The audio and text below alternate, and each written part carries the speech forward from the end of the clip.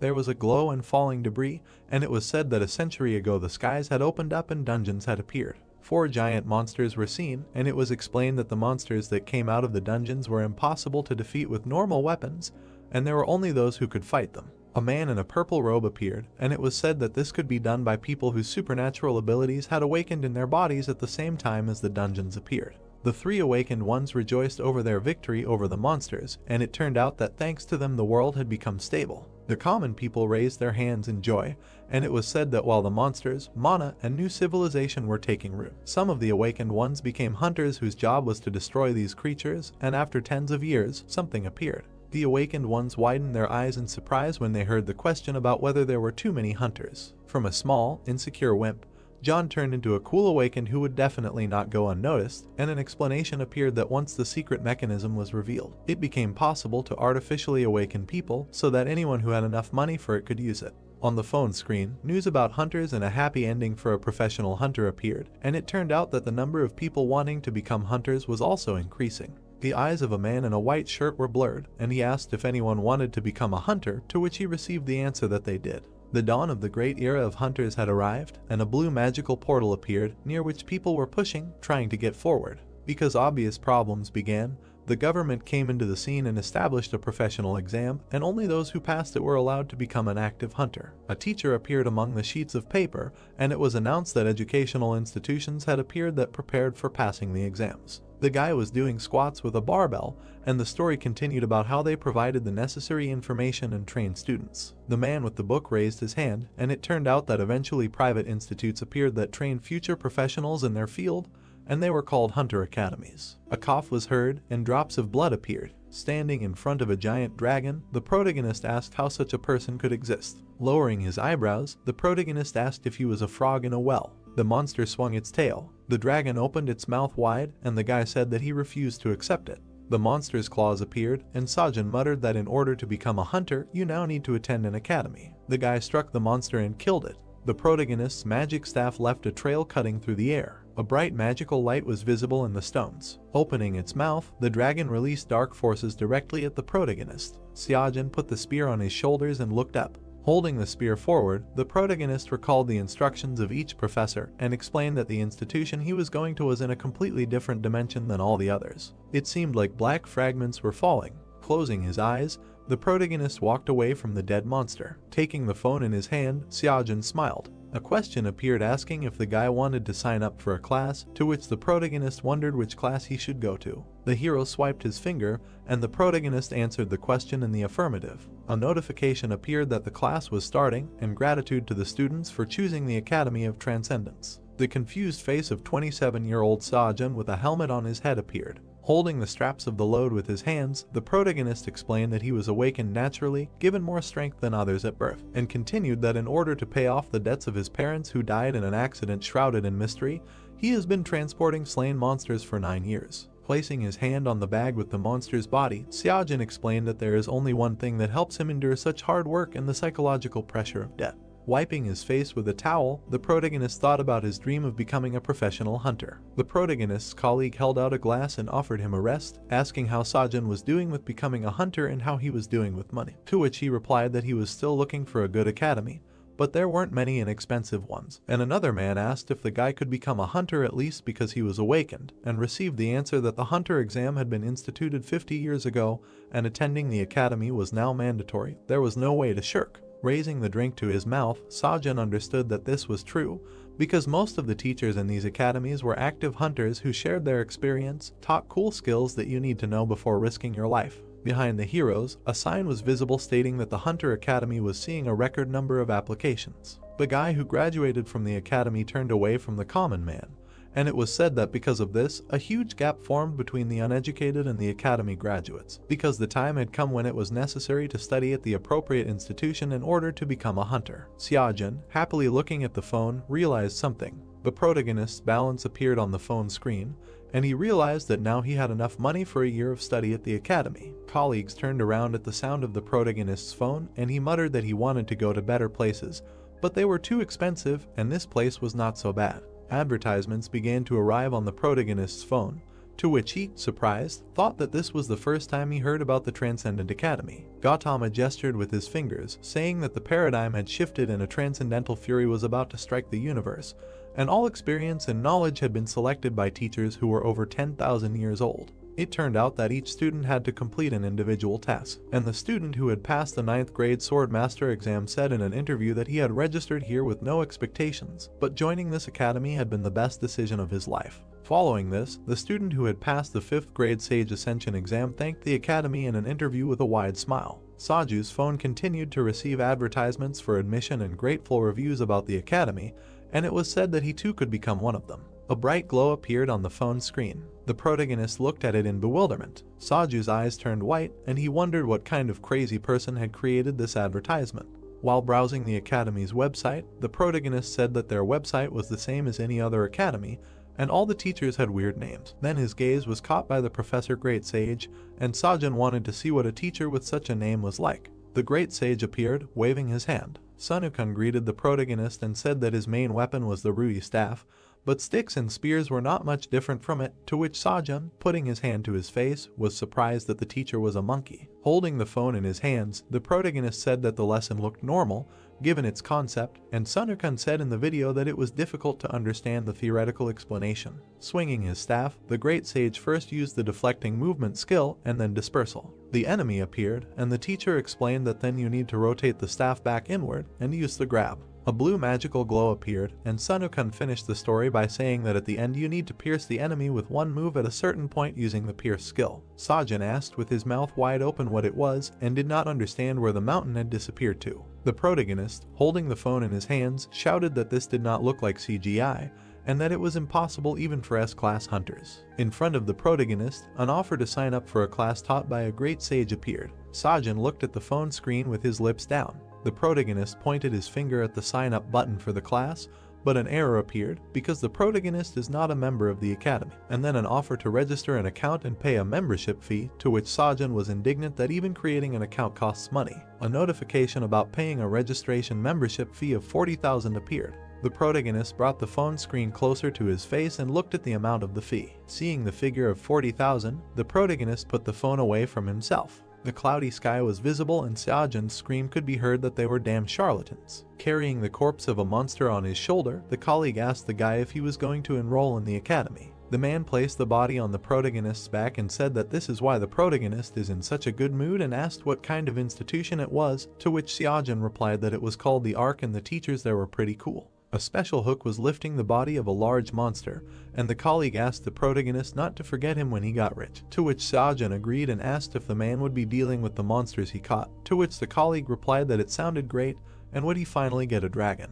Raising his hand, the protagonist said that not only that, but the colleague would even be able to play soccer with a skull. Sajun appeared, carrying the monsters' bodies to a pile, and it was said that someone once said that life seems like a comedy from afar and a tragedy when you look closer. The chain with the big monster broke, and someone called out to the protagonist. There was a bandage on Sajun's face, and it was said that in order to laugh sincerely, one must accept one's pain. The doctor, with his lips pressed together, said that the protagonist had nerve necrosis in his legs, and suggested that the broken bones were enveloped in nerves during the healing process, and all this was due to rapid regeneration since the protagonist was awakened. The head of the enterprise, throwing up his hands, shouted that there would be no compensation, and asked what would happen to his nephew's reputation and his own if the world found out about what happened at their enterprise. A medical lamp illuminated the room, and the doctor said that the operation would cost 40,000. The doctor explained that the operation needed to be performed as soon as possible. If they waited a little longer, the nerves would permanently attach to the bones, and they would be unable to help in any way, then asked the protagonist to take the envelope, and it was said that therefore one must be able to look far into the future. The protagonist sat on the hospital bed with his mouth slightly open and said that he was looking into the future while he endured this hellish labor for 9 years. Unfolding the envelope, Sajun noticed that all his savings had been spent on the surgery, and all he had left was the 3,000 that Manchel had given him, the damn 3,000. A notification came to the protagonist's phone, and he wondered if he could go through this again. The protagonist looked at his phone in confusion. The screen displayed messages about new students being able to take advantage of a special offer and get an absolutely free pass, to which Sajun thought that this was the same Transcendent Academy. The protagonist scrolled through the messages and thought that after that day, he could not find it again, and a notification appeared saying that the guy's registration fee would be calculated taking into account his situation. The registration membership fee was 3,000, to which Seojun, with his lips pressed together, was confused and wondered if the last time it was 40,000. The protagonist's lips turned down, realizing that the 40,000 was all he had back then, and he decided that they wanted to take everything from him. Smiling, the protagonist thought why not try to register since there was nothing on the account anyway. A message came that the membership was confirmed, and Seojun, with his mouth open in fear, watched the money fly out of the envelope, after which a congratulatory notification came about entering the academy. A magical creature appeared from the protagonist's phone, and he did not understand what was happening. The creature said that it was glad to meet him, and asked if the guy was Seojun, to which he looked down, his mouth slightly open. The creature explained that it was the protagonist's mentor, and was in charge of primary education, to which the protagonist, with his mouth wide open, thought he had hit his head. With his purple eyes widened, the mentor introduced himself. The assistant smiled, and the protagonist began to speak. Seojun pursed his lips and muttered what the assistant had said. The boy continued that his mentor's name was Mentor, to which the creature jumping on the phone screen replied that it was, indeed, him. Putting his hands on his hips, the assistant said that his mentor was him, and his name was Mentor. Looking away, Seojun clarified that maybe Mentor was Odysseus' teacher, to which the hero of Greek mythology was surprised that the protagonist knew him, and the assistant replied that he was the first student he had mentored, and since Odysseus became a transcendent, a lot of time had passed, but he still occasionally got in touch. Frowning, Mentor explained that in any case, their academy trains those who want to go beyond the limits of their race. Seojun's eyes widened in confusion. Leaning on his hands, the protagonist clarified that this academy is for transcendents, not hunters. The mentor placed his hands on the phone and asked how they could even be compared since they were on a completely different level. The protagonist raised his hand and started talking about S-class hunters while the assistant pressed buttons on the phone. The mentor held the phone up to Seojun's face and explained that their instructors were capable of taking out hunters with just one finger, no joke, and asked the protagonist to fill out something. A transcendental aptitude test appeared on the phone screen. The protagonist scratched his head and asked what it was, to which the little mentor replied that this way they would see what kind of transcendent he wanted to become, as well as his current level and inclinations, to which Seojun sighed. The protagonist chose the answer to the first question, and the mentor added that he needed to answer as honestly as possible so that he would receive the best recommendations, but the boy still didn't understand what was going on. Seojun reached his finger towards the phone screen. Suddenly he stopped, to which the assistant, with his mouth slightly opened, asked if there was a problem. Clutching his head, the protagonist said that he did not know what to choose in the second question about his skill level, to which the mentor encouraged him that many doubted this, and suggested that he choose something that literally reflected the guy's abilities. Raising his leg, the little assistant asked if Seojun could clear a plane with his strongest blow, to which he replied that he could not. The mentor asked if his young friend was capable of splitting a mountain in two with one jerk, to which the protagonist, looking down, replied that he could only climb it. Turning to face the protagonist, the mentor clarified that he would not be able to pull it out of the ground, to which the guy said that it sounded even stranger. Throwing his hand behind his head, Seojun continued to be surprised by the questions, and the creature did not understand how he managed to register for their academy, because he was an incompetent.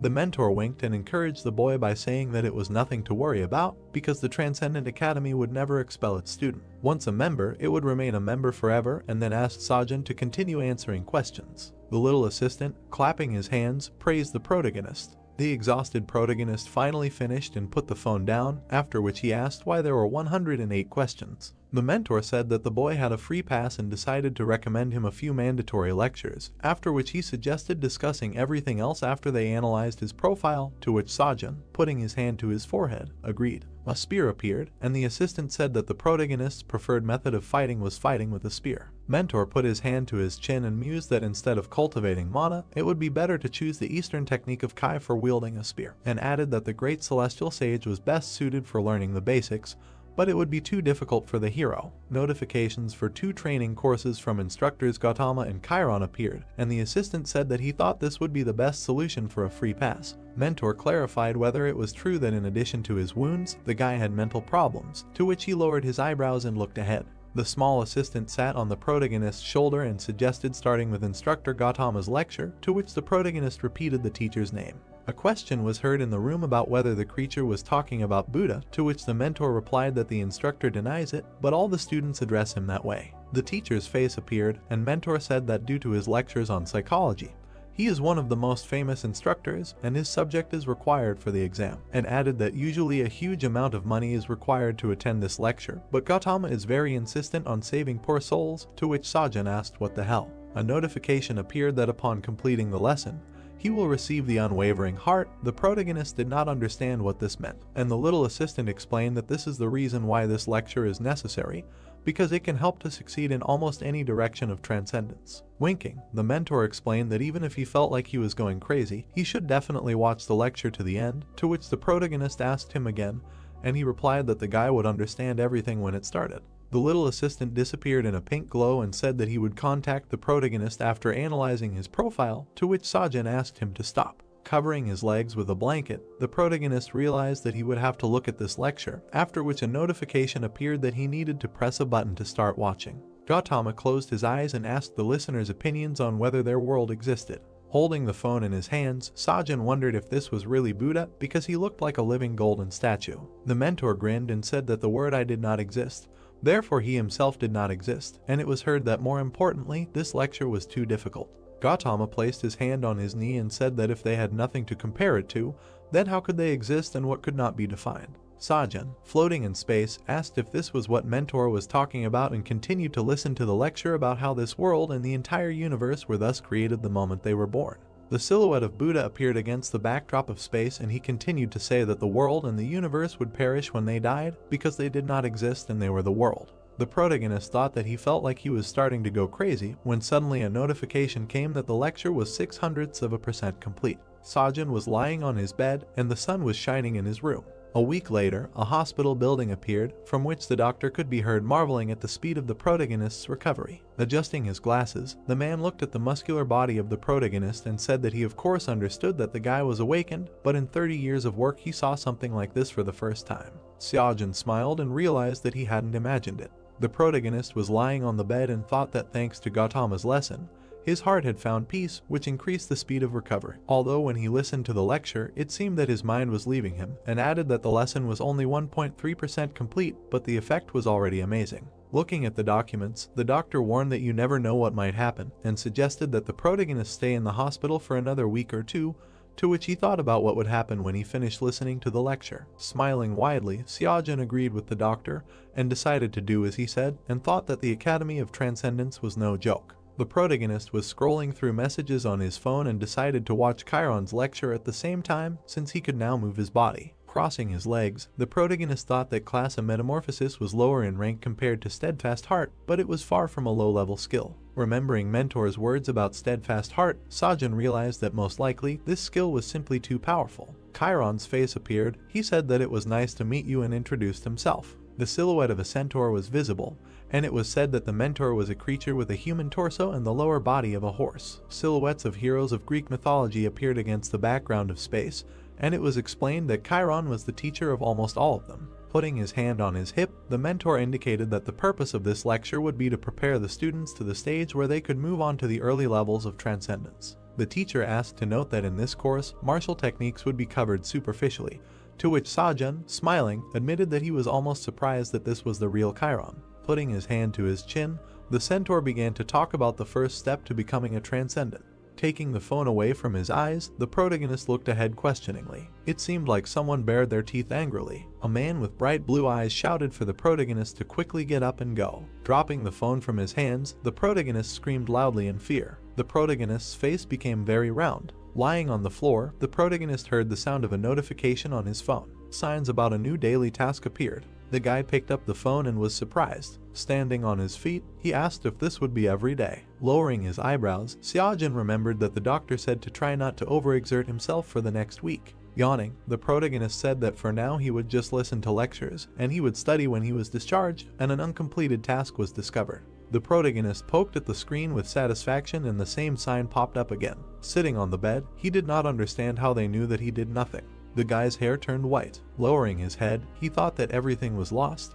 But a week would not solve anything, there was no need to drive yourself. Looking at the Buddha, Sajin decided to listen to the lectures first. He noticed a sign that the free pass would end in 83 days. Running out into the street, the protagonist clarified whether it was given for a while. A lamppost was visible and he continued that the Academy of Transcendence is also an academy, and it is logical that not everything is free for them. Stretching his legs, the guy said that there were 83 days left and apparently initially 90 days are given, and he did not know how this academy works, but it seems that in order to increase progress, he must absorb knowledge and reach a certain level of understanding. Taking the smartphone in his hands, the protagonist did not understand why everything was unchanged. His pupils turned white and he thought that he had listened to the Buddha's lecture over and over again for a whole week, but his progress remained the same. Sungjun exhaled, doubting that he would be able to complete the course in the remaining days. Moving his shoulder, he asked if the free pass was some kind of trial period, adding that he had not trained for a long time, and before this, he did not see the point in training at all. Starting with push-ups, he said that after all, he had been carrying monsters killed by hunters for 9 years. Remembering the work, the protagonist said that the monsters weighed about 70 kilograms, so he did not need additional exercises. His sweat dripped onto the asphalt and he said to himself that although he did not know how to use magic, he was still awakened and he was confident in his physical strength. After 300 push-ups, he knocked the dust off his hands. The main character raised his hand to his forehead and said that compared to years of grueling work, this was nothing, and decided to see what happened next. He didn't understand why his push-ups weren't counted in full. Raising his eyebrows, the guy asked why only 81. He continued training. His counter didn't change. Sajin started shaking. 1 point was added. He stood up and picked up his smartphone. Gritting his teeth, he said that they weren't perfect, and completed the task. The guy did all the pull-ups. The press and squats were also done. Having run 30 kilometers, he exclaimed how this even works. The main character looked at the screen. Lying on the floor, he screamed that this was some kind of madness, he couldn't take it anymore, and the people around him judged him. From the hospital came the question of whether it was necessary to do this every day, and when to listen to lectures, having received the answer that it was not his problem.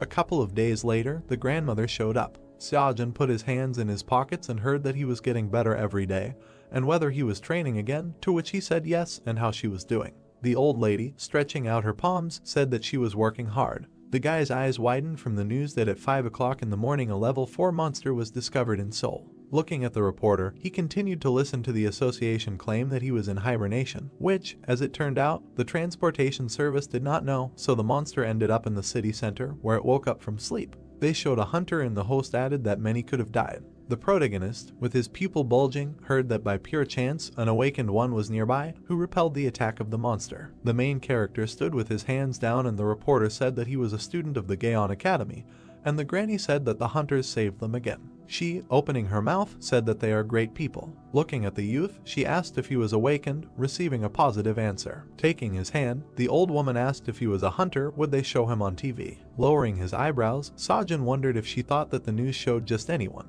The man held a newspaper and turned to them. The granny, narrowing her pupils, listened to how it was very difficult to become a hunter now, a 1 in a million chance, and asked if this was true, how everything had changed, in her time it was different. The stranger, opening his mouth, turned to the student. Putting his elbow on the armrest, he said that he did not even study at the academy.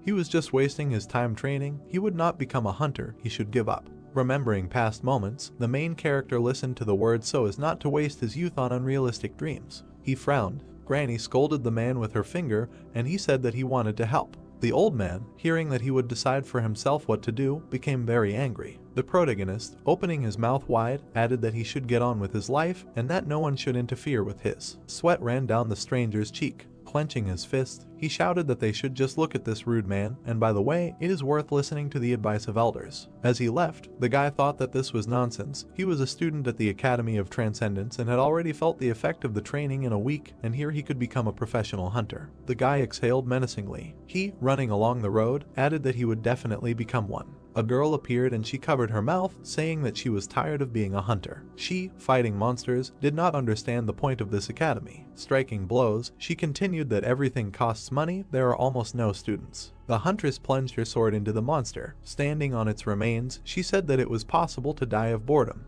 A bloody paw lay on the ground. A small building appeared. Sajin, jumping onto the bed, was glad to have his home. The doctor adjusted his glasses and asked if it was only 2 weeks. The guy, resting his head on his hand, said that he had been in the hospital for 2 whole weeks, and his apartment was small, but the best. The protagonist's pupils bulged. Watching the drops drip, he thought that there was still a year until the hunter's exam. The bag was lying by the door and he clarified how much money was left in the account. The protagonist was visible through the bars on the window. He, opening his mouth, realized that he had nothing at all. Taking the phone, Sajin said that he had already finished the assignment. Running his finger across the screen, he thought that he had not had time to watch the lectures, because the next day was already starting, and maybe today would be possible. A notification appeared about the start of the next lesson. Chiron, stroking his beard, said that it was excellent. The guy, standing up, heard that it seemed like he had finally learned to walk, and asked if he considered him a baby. The teacher of heroes, holding a spear in his hand, answered that in that case it was time to take the first steps, the first step on the path to becoming a transcendent. Lowering his eyebrows, the teacher uttered the word feelings. The lecture was completed at 5.7%.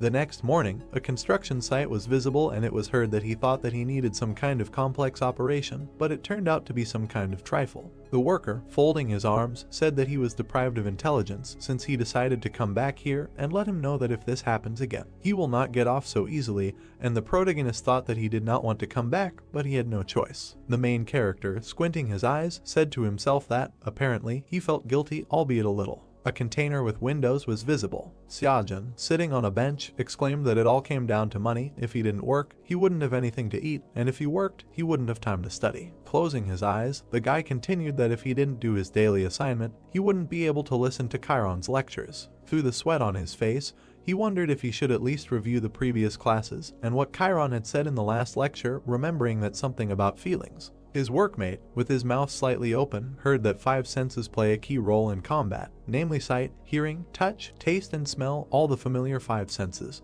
The protagonist's colleague looked at him. The hero's teacher, folding his hands, added that first they perceive the stimulus, then they recognize it and then draw a conclusion, but this is too slow and he will teach them how to speed up this process as much as possible. With his jaw wide open, he continued that they would learn something completely different from these 5 senses, hidden in them. The protagonist, his eyes wide, listened to the end that the 6th sense was intuition. Xiaojun's comrade, enticed, exclaimed that he should have at least warned them that he was coming, since they hadn't seen each other for a long time. He made a surprised face. The protagonist frowned. The builder, holding his fist, asked if he had eyes on his back, how he dodged. Shouts could be heard from outside. What are they doing here? They came to work, so they should work. The colleague, with dilated pupils, asked if he could handle it. There were at least 200 kilograms here. The guy, smiling, replied that it was okay, let him load it. He was carrying the remains of the monster on his back. The workers looked at him in surprise. The protagonist's comrade, with his mouth slightly open, thought that he was lively, and it seemed that everything was really alright with him, and it was heard that they would continue after the break. The protagonist, clenching his fist, did not understand why he felt as if the strength was overflowing him.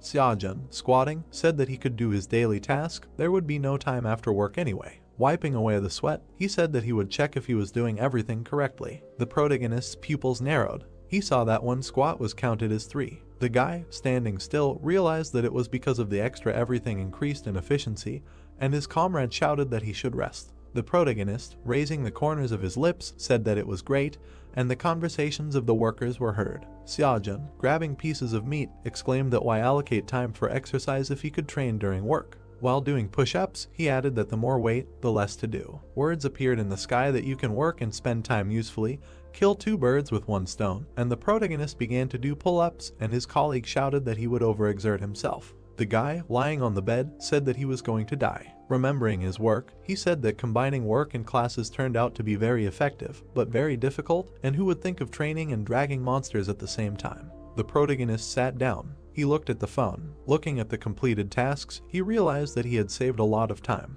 The protagonist, tucking his legs, said that it was only 10 o'clock and he had already listened to both lectures, and it was good that he had finished so quickly, but he felt that he was wasting his time. Running his finger across the screen, Xiaojun wondered whether he should watch it again. Holding his chin, he continued that it might be better to sign up for another course, and apparently, rewatching does not affect progress, and the idea is not bad. Sheet free pass, he decided to choose something else. He noticed Professor Xiangwu's lesson. The boy widened his eyes and asked if he was talking about the same hegemon king. Imagining him riding a horse, the boy said that he was the legendary ruler of Western Chu, known for his superhuman strength, and it was not for nothing that they say about him that one can go against 7. Seeing the registration plate, he added that it sounded good, and besides, it was free. Xiangwu, opening his mouth wide, shouted that since he signed up for this cruise, he was just a loser who did not even know the basics, and he was a non-entity who wanted to wield a spear. The protagonist, hearing these words, sweat began to flow. The hegemon king, holding a spear in his hand, exclaimed that he would teach him.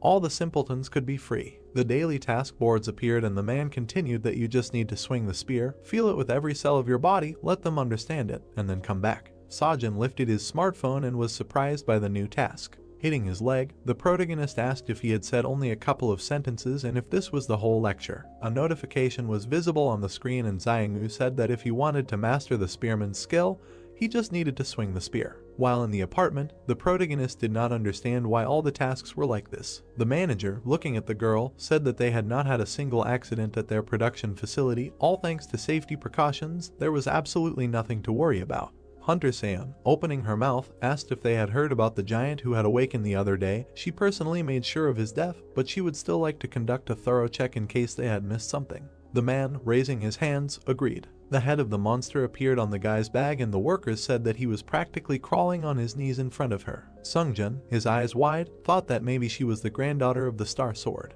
Minchel appeared, who was in a blue aura. An unusual glow was visible and it was said that 100 years ago he was one of the awakened who received his power at the moment the gate opened. Monsters attacked people and the guy continued that back then they knew practically nothing about the awakened, and the evil spirits were more cruel and could roam the streets unhindered. The mother held onto her child and the protagonist added that there was no complete certainty that humanity would be able to survive. The Star Sword dealt a crushing blow to the monster. The child looked at the hero. Minchel was visible. He was one of the few awakened. He held a sword in his hand and the protagonist said that he did not allow their civilization to disappear. He is a true savior of the world and a hero. Imagining himself standing, leaning on the weapon, the protagonist added that a lot of time had passed since then. He was already quite old, but still a heavyweight in his field, capable of competing with anyone. Sungjun closed his eyes. He lifted his load and said as if he cared. Si-yoon, putting her hand on her side, asked what he was doing, receiving an answer that she should not pay attention to him. He had been like this for a week. Adjusting her hair, the girl thought that he had gone crazy and the guy was counting. The protagonist's comrade heard that the guy would throw the corpses here and continued counting. Looking at the monster's hand, the man lowered his eyebrows. He, putting his hands on the table, asked when he would calm down, to which the protagonist replied that since he had started the course, he needed to find out how it would end. The open mouth of the evil spirit was visible. Sungjun, opening his mouth, said that there was a point to these activities, and his friend did not understand what the point was. The worker, frowning, exclaimed that he would kick the bucket so soon, and since he had dragged it here, he should get out of here, and the guy said that he would bring more. The comrade stood by the table and grinned. He put his hand on his side. The protagonist, turning around, heard something. The monster jumped out of the pile of meat. It opened its mouth fiercely. The protagonist, wide-eyed, was shocked. Xiangyu yawned from boredom. The boss, rubbing his palms, said that the granddaughter of the Star Sword had no place in such a backwater. It was better to discuss everything in their cool office, to which the girl replied that everything was fine. She, standing by the iron beam, thought that she had finally escaped from there. She did not like their boss. The worker, standing in the corner, overheard how much longer she had to endure all this. Looking at her, he said whether she really was Minchel's granddaughter. Xiangyu, closing her eyes, heard the workers talking. She, folding her hands, said to herself that for many, the Star Sword is a hero, but for her this name is a burden, a label that she cannot get rid of. Remembering herself in her youth, she continued that her grandfather taught her how to be a hunter since she was in diapers, but the bar he set was too high, and she simply could not overcome it. Holding a stick in her hands, she added that she had been compared to her grandfather hero all her life, but her real dream was to teach people. She, stretching out her fingers, shouted that she wanted to be a teacher, but Minchel did not want to hear it. He, turning away, told her not to bring up this topic again, to which the girl thought that because she was his granddaughter, she could not live a normal life, but they came to a compromise, and she founded an academy of hunters. The students, opening their mouths, clarified whether that same Star Sword would really teach them. Xiangyu, holding a paper in her hands, answered that her grandfather had nothing to do with it. She would be the teacher, receiving the answer that they were deceived. She, wide-eyed, did not understand what was going on. The light fell on her and the granddaughter continued that when it turned out that her grandfather did not teach at her academy, everyone immediately lost interest and left. She clenched the documents, scattering them. The girl said that they only wanted the Star Sword, but not her. Walking through the Enterprise, she thought that even the few that remained left the academy after her grandfather's threats, and therefore no one knows about her now. Squeezing her fist, Xiangyu wanted to have at least one worthy student. One of the workers, his mouth open, shouted for everyone to run. The granddaughter, hearing about the monster, lowered her eyebrows. Sungjun looked at his comrade with concern.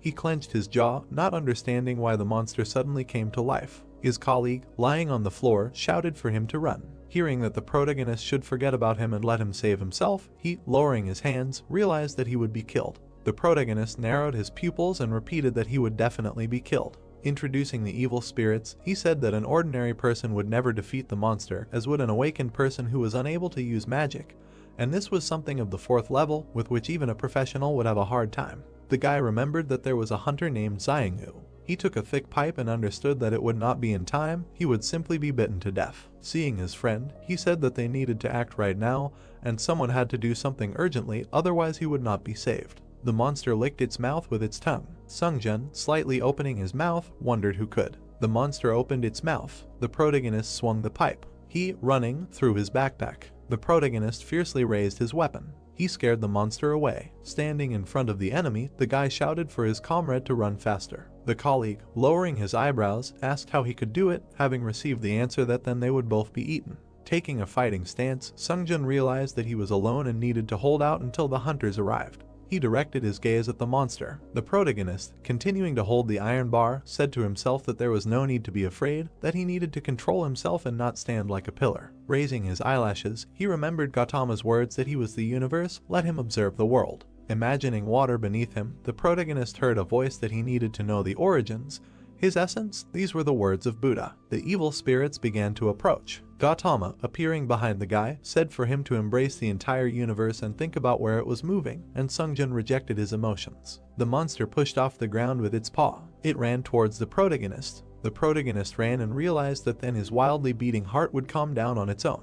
The monster had long claws. It struck. The fighter, imagining Chiron, heard his words that he should not think, but move, otherwise it might be too late, he would have to trust his instincts. The guy dodged the attack. He jumped back. The enemy began to swing his tail. Sungjun pushed off the floor with the help of a pipe. He flew high into the sky and said that you need to rely on your feelings. The beast growled fiercely. The protagonist, tumbling, saw a blind spot. Raising his eyebrows, he did not understand when to attack and what to do. Xiangyu, folding his arms, said that in order to lift a mountain, strength alone is not enough, you need courage and zeal. The protagonist, lowering his head, listened that he needed to trust them, he was able to break the mountain in half, and he should not dare to doubt himself. The awakened raised his hands up. His eyes left shining traces, and he decided that he could cut it. Looking at the monster, the protagonist added that he simply had to. The monster stood on all fours. It showed its fangs, and it sounded like a force capable of moving a mountain, tearing it out of the ground. Sungjun's eyes turned white. He delivered a slashing blow. A powerful explosion occurred. Xiangyu, running past the workers, clarified what was happening there and what kind of explosion it was. Her pupils dilated. The girl saw the protagonist. He cut the enemy in half. The protagonist bit the corners of his lips. Sweat was running down his face. Clutching his head, the guy said that it really worked. A tablet appeared with the progress of lectures, which increased. Minchel's granddaughter wondered what happened here. Seeing Sungjun standing on the head of the beast, she added that some loader, who didn't even study at the academy, dealt with such a monster with a beam instead of a normal weapon. The guy's mouth dropped open. He ran past Xiangyu and shouted about Mr. Taking his hands, the protagonist began to ask if he was okay, if he was injured, to which he replied that everything was fine. The leader, rubbing his palms, said that they really checked, but it seemed that they made a little mistake. And the words of the protagonist were heard that they themselves knew how much he had been training lately. It was better to go to the hospital, just in case. The loaders stroked his head. Xiangyu, her eyes wide, said that here he was, a worthy student. The main one, raising his hand, asked not to say a word about what happened today. Xiangjun, saying goodbye to his friend, exclaimed that he should definitely visit the doctor, to which the latter replied that he had been pestering him for so long. The protagonist looked at his phone and was surprised. He saw progress and exclaimed that when he re-listened to the lectures, he had never seen numbers close to that. Putting his finger to his mouth, the protagonist asked if it was because he had defeated the monster, adding that it was better to see once than hear 1,000 times. Lowering his eyebrows, the boy realized that practice was the best way to improve his progress in the lectures. Scratching the back of his head, he said that in order to get at least a temporary license, he needed to enroll in the Hunter Academy, and without it he couldn't get into the dungeon, and he would have to save up for training again, but the Transcendent Academy couldn't give him a license. Xiangjun, turning his head, heard someone address him. Xiangyu raised her hand and asked if she could have a word with him, and the protagonist remembered that she was the huntress who worked for their company and the granddaughter of the Star Sword. Turning to her, the protagonist did not understand what she needed and said that he was listening to her, and she replied that she would get straight to the point. With her mouth wide open, the girl asked if he wanted to meet his grandfather. The guy looked at her indifferently and replied that he did not want to. Minchel's granddaughter, rubbing her chin, had no doubt that he wanted to which Sungjun waved his hand and left. The sunset appeared and the huntress asked him to stand, and the protagonist wanted to quickly come home and listen to lectures. Xiangwu's eyes turned white, and after introducing herself, she thought that she had never seen anything like this in her entire life and did not know what to do. The protagonist frowned and asked what this miss was offering him to join her academy, where there was not a single student, and in fact, the academy was only on paper, which made her wonder who he was. The huntress remembered how he did strange exercises and said that even if the monster was greatly weakened, it was still level 4 and he cut her in half, adding that he definitely wanted to become a hunter. Stretching her hand out to the side, Xiangwu exclaimed that they had everything he needed. Good equipment and everything else was enough, only there were no teachers, but she could, and Sungjun interrupted her that he did not need any teachers. The huntress clenched her jaw. She lowered her head and asked what if she persuaded her grandfather to take him as a student. The guy turned away and replied that he was not interested. What did the girl think? That all hunters dreamed of learning from the Star Sword? Would he really miss such an opportunity?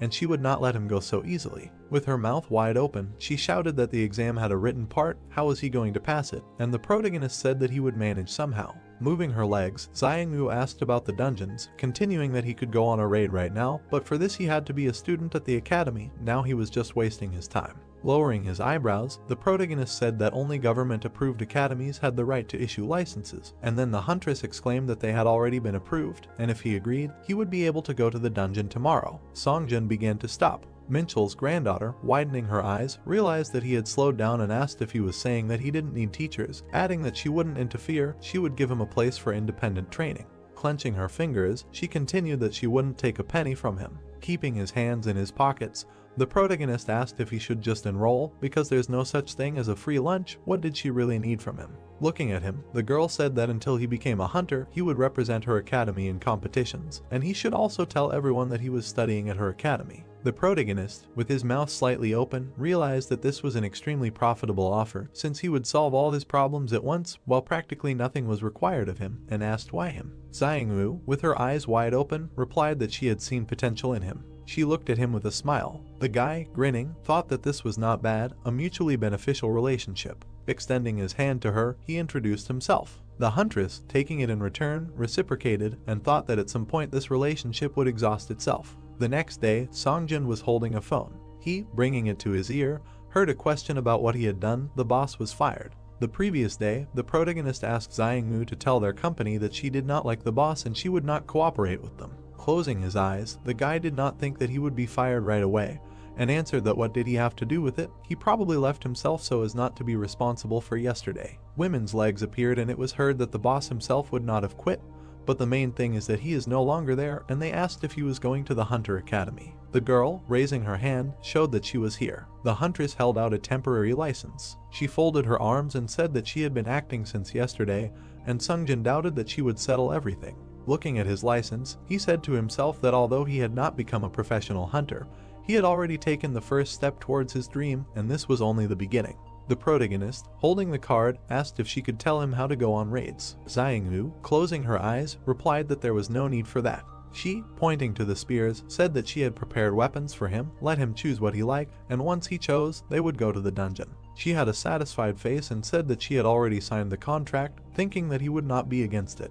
The entrance to the dungeon appeared. A stick flew at the rat. Sungjun, putting her behind his back, asked why she followed him, because she said that she would not interfere, and received the answer that he was the only student at the academy. She could not leave him unattended.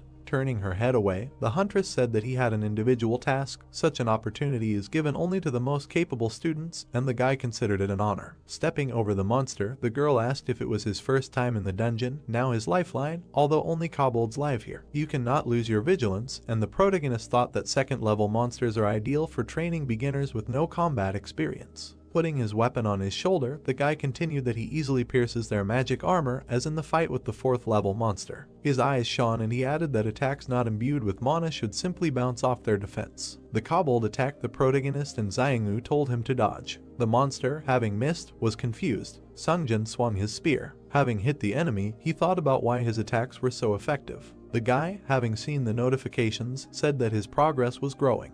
The huntress, taking up the sword, was surprised, and the protagonist continued that it was not as fast as from killing a level 4 evil spirit, but good progress for 2 kobolds. It was definitely worth it. Besides, you can earn good money in the dungeons. Clenching his jaw, the protagonist exclaimed that it was time to speed up.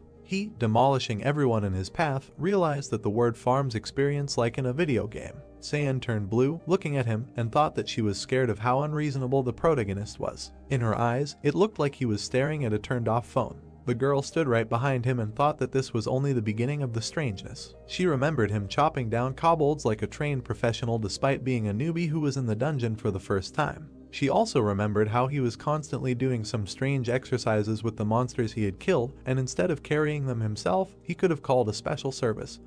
But he decided to save money. Seiun grabbed her head and thought that she couldn't hide the fact that he had a student from her grandfather forever. The moon was already shining outside, and the protagonist exclaimed that it was already midnight and he hadn't attended the lectures. Seiun closed her eyes and wondered what kind of lectures these were. The bright light was coming from the windows, and she wondered if she had made the right choice. After a while, Xiaojin smiled happily. He had 9.5 million won on his balance, and so he exclaimed that he didn't know that he could earn so much in a day. He scratched his nose and said that he, of course, carried and butchered the carcasses himself, so it was not easy.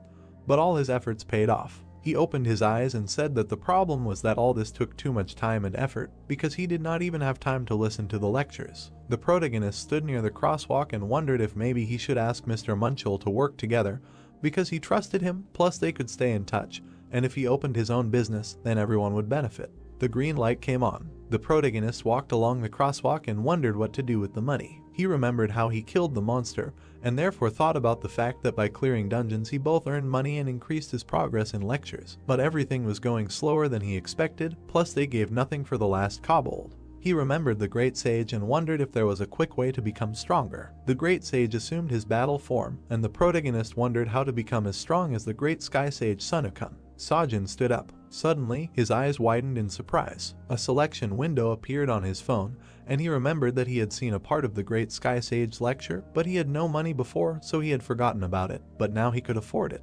Xiaojin smiled happily and shouted that it was time to get down to business. But then he saw that the entry fee was 27 billion. The protagonist's mouth dropped open in surprise. He started shouting across the street because of the entry fee. Xiaojin sat down and began grumbling that even an S-class hunter couldn't make that much. He looked at his phone and asked if there were any other items for sale at the academy. The protagonist seemed to be on fire and started talking about how since there was no money for lectures, maybe they should at least buy some equipment. The phone said there was a transcendental shop that sold training equipment. Xiaojin opened his mouth in shock and said he couldn't believe his eyes. There were a lot of good equipment and elixirs on sale there. The protagonist grabbed his head and said that even if these were all lines, they were legendary items. He sat down and began to think that even he, who did not understand weapons, understood that this was something incredible, because the equipment was made by the students of the academy, which meant that all of this was made by transcendence. The protagonist smiled and mentally said that he could not even imagine that it was so easy to get a legendary weapon. He decided to buy the Spear of Longinus and pressed the buy button. The system calculated the cost and it turned out that it cost 100 million. The action takes place near some building. Seiun was holding documents in her hands, but suddenly raised her head and stopped. She saw the protagonist doing push-ups, and so she said that today he was training even harder. Xiaojin was breathing heavily, thinking about where he would get so much money for this spear, which cost 100 million. The protagonist even thought about taking out a loan and then selling the spear at a higher price, but his phone said that resale was strictly prohibited. He lowered his head and said that it was all about money again, but Soyun waved at him and asked if he had a minute. The protagonist turned around and asked her again about the academy tournament. The girl extended her hand and said that as the name suggests, it was a competition between academies, each wanting to prove that they were better than the others. She handed him the documents and said that it was a tournament to judge the level of an academy. According to her, such competitions were very diverse since their academy was currently at level 4, but if Xiaojin did well, he would advance to the next level. Images of many participants in the tournament appeared in her mind, fighting each other. The girl raised her finger and said that the higher the level, the better the academy was considered and the more support the state would give it, so everyone sent their best students. Soyun smiled and said that he probably knew what she wanted to offer him. She pointed at him and said that she wanted him to represent their academy. Xiaojin frowned and wondered if participating in the competition would affect his progress in the lectures, since if you think about it, the tournament was also practice. He smiled and said that it sounded good, so he agreed. He turned away from her and said that they had agreed on this from the beginning. The girl put her hand to her chin and said that everything was kept a secret until the competition began, but as far as she knew, the one who got the most points from the raid and duel would win. The protagonist looked ahead and mentally said that if he thought about it, his only combat experience was with kobolds and manticores, so he had no idea how to fight against humans. The protagonist closed his eyes and wondered what he should do. Since he had already decided to participate, he needed to give it his all. He then looked at Soyun in surprise. The room was illuminated by the sunlight. The protagonist offered the girl to be his sparring partner. Soyun took the wooden sword in her hands. Seojin smiled, because he understood that Soyun was a B-class hunter, although B-class is far from the top of the top, but she was taught by the Star Sword himself. He saw the image of the great sword behind her. The protagonist blushed, because he thought that he, of course, was only a beginner and it was not for him to judge real hunters, but he had long wanted to know what she was capable of. Then he looked at her, because she asked if he knew that she was a B-class hunter. The young man frowned and replied that he, of course, knew about it. He got into a fighting stance, holding a spear in his hands, and asked her to give him a head start. The girl closed her eyes and said that he could attack as soon as he was ready. He immediately rushed from the spot. The protagonist ran at her with a spear and shouted that such an offer cannot be refused. Soyun calmly looked at him. In an instant, a blow occurred. The girl immediately dodged to the side. The protagonist immediately lunged towards her. He stabbed her with his spear, but Soyun easily read his attacks. She remembered how Seojin fought the day before. She lowered her head and thought that she had overestimated him. After all, a beginner is a beginner. A blue aura appeared around her sword and the girl mentally said that she did not know where the protagonist got the confidence that he could fight her. The girl raised her sword above her head. She slashed with the sword, intending to end the fight. However, a moment later, she widened her eyes in surprise. The protagonist blocked her attack. He held the spear in front of him and trembled, saying how difficult it was for him. Soyun's sword still had a blue aura around it, so the girl wondered how he managed to block the strike with magic. Seojin began to attack from the side with his spear. However, the girl managed to block the attack, but she couldn't get the thought out of her head that his weapon should have jumped out of his hands and her sword would have been right at his throat. The protagonist slid back after the girl blocked his attack. She stood calmly and looked at him. The protagonist smiled. Blood appeared on his lip and he said that then he would also fight seriously. She stood and fought off his attacks, realizing that his movements had changed and his attacks became clearer and faster. A blue aura emanated from his blows. The protagonist's eyes glowed blue. He continued to attack Seiyan, remembering someone's words about first making obvious attacks and then diluting them with feints, in other words, distracting blows. The protagonist made several more attacks with the spear, but the girl blocked them too. Seiyan put her sword in front of her and blocked another attack. The protagonist spun the spear and made another attack. Seiyan kept her sword down, so the protagonist realized that she was now open to his real attack. He immediately closed the distance and was above her. The protagonist swung his spear. Seojin was reflected in her eyes, and she knew that she was in danger. An explosion occurred and a blue aura enveloped the room. Seiyan stood up and wondered what just happened. Seojin was lying against the wall, coughing up blood. She immediately ran towards him, realizing that she had just struck with all her might without even thinking. The protagonist scratched the back of his head and said that he was fine, but in the end, he lost. She opened her mouth wide in surprise and wondered if he really thought he could win, even though he knew he was fighting a B-class hunter. The protagonist looked at her and mentally said that fighting a hunter like a monster would not work. Suddenly he looked at his pocket because he had received a notification, but a moment before that he was thinking about how much he still had ahead of him. He opened his phone and saw that his progress had increased. He began to turn his head towards her and asked if she was free before the tournament, to which the girl replied that she was free. Then he asked if they could practice some more when there were no raids. The protagonist smiled and said that it would be useful for him, but Seiyun was only thinking about how much he had been beaten and he wanted to continue fighting with her. The girl smiled and said that she would do whatever he asked, and if he won the tournament, she would give him all the prize money. The protagonist suddenly turned pale and wondered if they really gave money there. Seiyun put her hand to her chin and began to think out loud about how much prize money there was, and then suddenly said that the prize money was 100 million South Korean won. The protagonist immediately remembered the spear he wanted to buy. Suddenly, it seemed like fire began to emanate from him and he asked when the tournament would take place. His eyes lit up when he learned that the tournament would take place in 2 weeks. The girl grabbed her head because the protagonist immediately began to think out loud about how to train most effectively. Seojin picked up a stone block and began to lunge with it. The girl closed her eyes, accepting that she did not understand anything. The sky was clear. 2 weeks had passed. Many people were walking around the building. The guy in the green shirt said that he finally got to the tournament venue. He looked to the side and noticed that there was quite a large crowd. Everyone around looked at him with horror because he said out loud that although there were many more awakened, it was not often possible to see hunters fight. And where would we be without recruiters from guilds and mercenaries, and there were probably some from the government too. He walked up to the man with the red ribbon and he showed him the way. He walked into the waiting room for the participants. The boy was very nervous and wondered what to do. He walked into the room filled with participants and began to think that he was so nervous because he came alone, and he was so scared that he couldn't move. He looked at the one with the scar and admired his equipment. Then he looked at the smiling blonde and thought that they were probably all confident. Suddenly, he noticed Seojun sitting on the bench. The protagonist was holding an old spear and a spear bag made from clothes. The boy adjusted his glasses and looked at the protagonist. The protagonist was looking at his phone while the people around him were looking at him and saying that he was probably forced to participate. The guy in the green shirt put his hands to his chest, realizing something. The boy put his hand to his mouth and thought that they were similar because in his opinion, the protagonist was acting as if he came to a new class where he didn't know anyone, and was trying to pretend to be busy by staring at his phone, just like Seojun.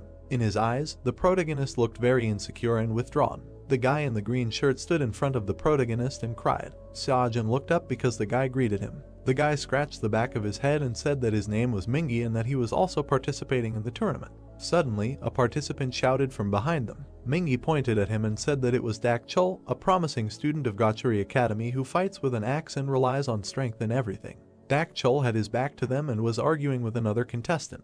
The boy with the scar on his eye, Chial Min, frowned and said rudely to him. Mingi adjusted his glasses and said that everyone said that Chial Min was very unusual because he fought with dual daggers. A man appeared behind them and asked if they could be quieter. A red-haired boy was looking at them. The red-haired boy, Ju Hwan, frowned and said that they were not alone in this tournament. Mingi lowered his head and said that this boy's name was Ju Hwan and that he was a gifted student of Revenant Academy and, in fact, the winner of this tournament. Seojun turned around and asked him about it, and Mingi replied that Juwon usually doesn't participate in the tournament, saying that he has no reason to fight such weaklings. But apparently something happened at the academy and they decided to send him, and since he's here, the winner is obvious. They looked at the ceiling and Mingi started talking about the Star Sword. Seojun's mouth dropped open in shock when Mingi said that according to rumors, the Star Sword's granddaughter invited Juwon to her academy. They looked at his back and Mingi said that he didn't know the reason, but Juwon refused, so he must be very confident in himself to reject the offer of the Star Sword's granddaughter himself.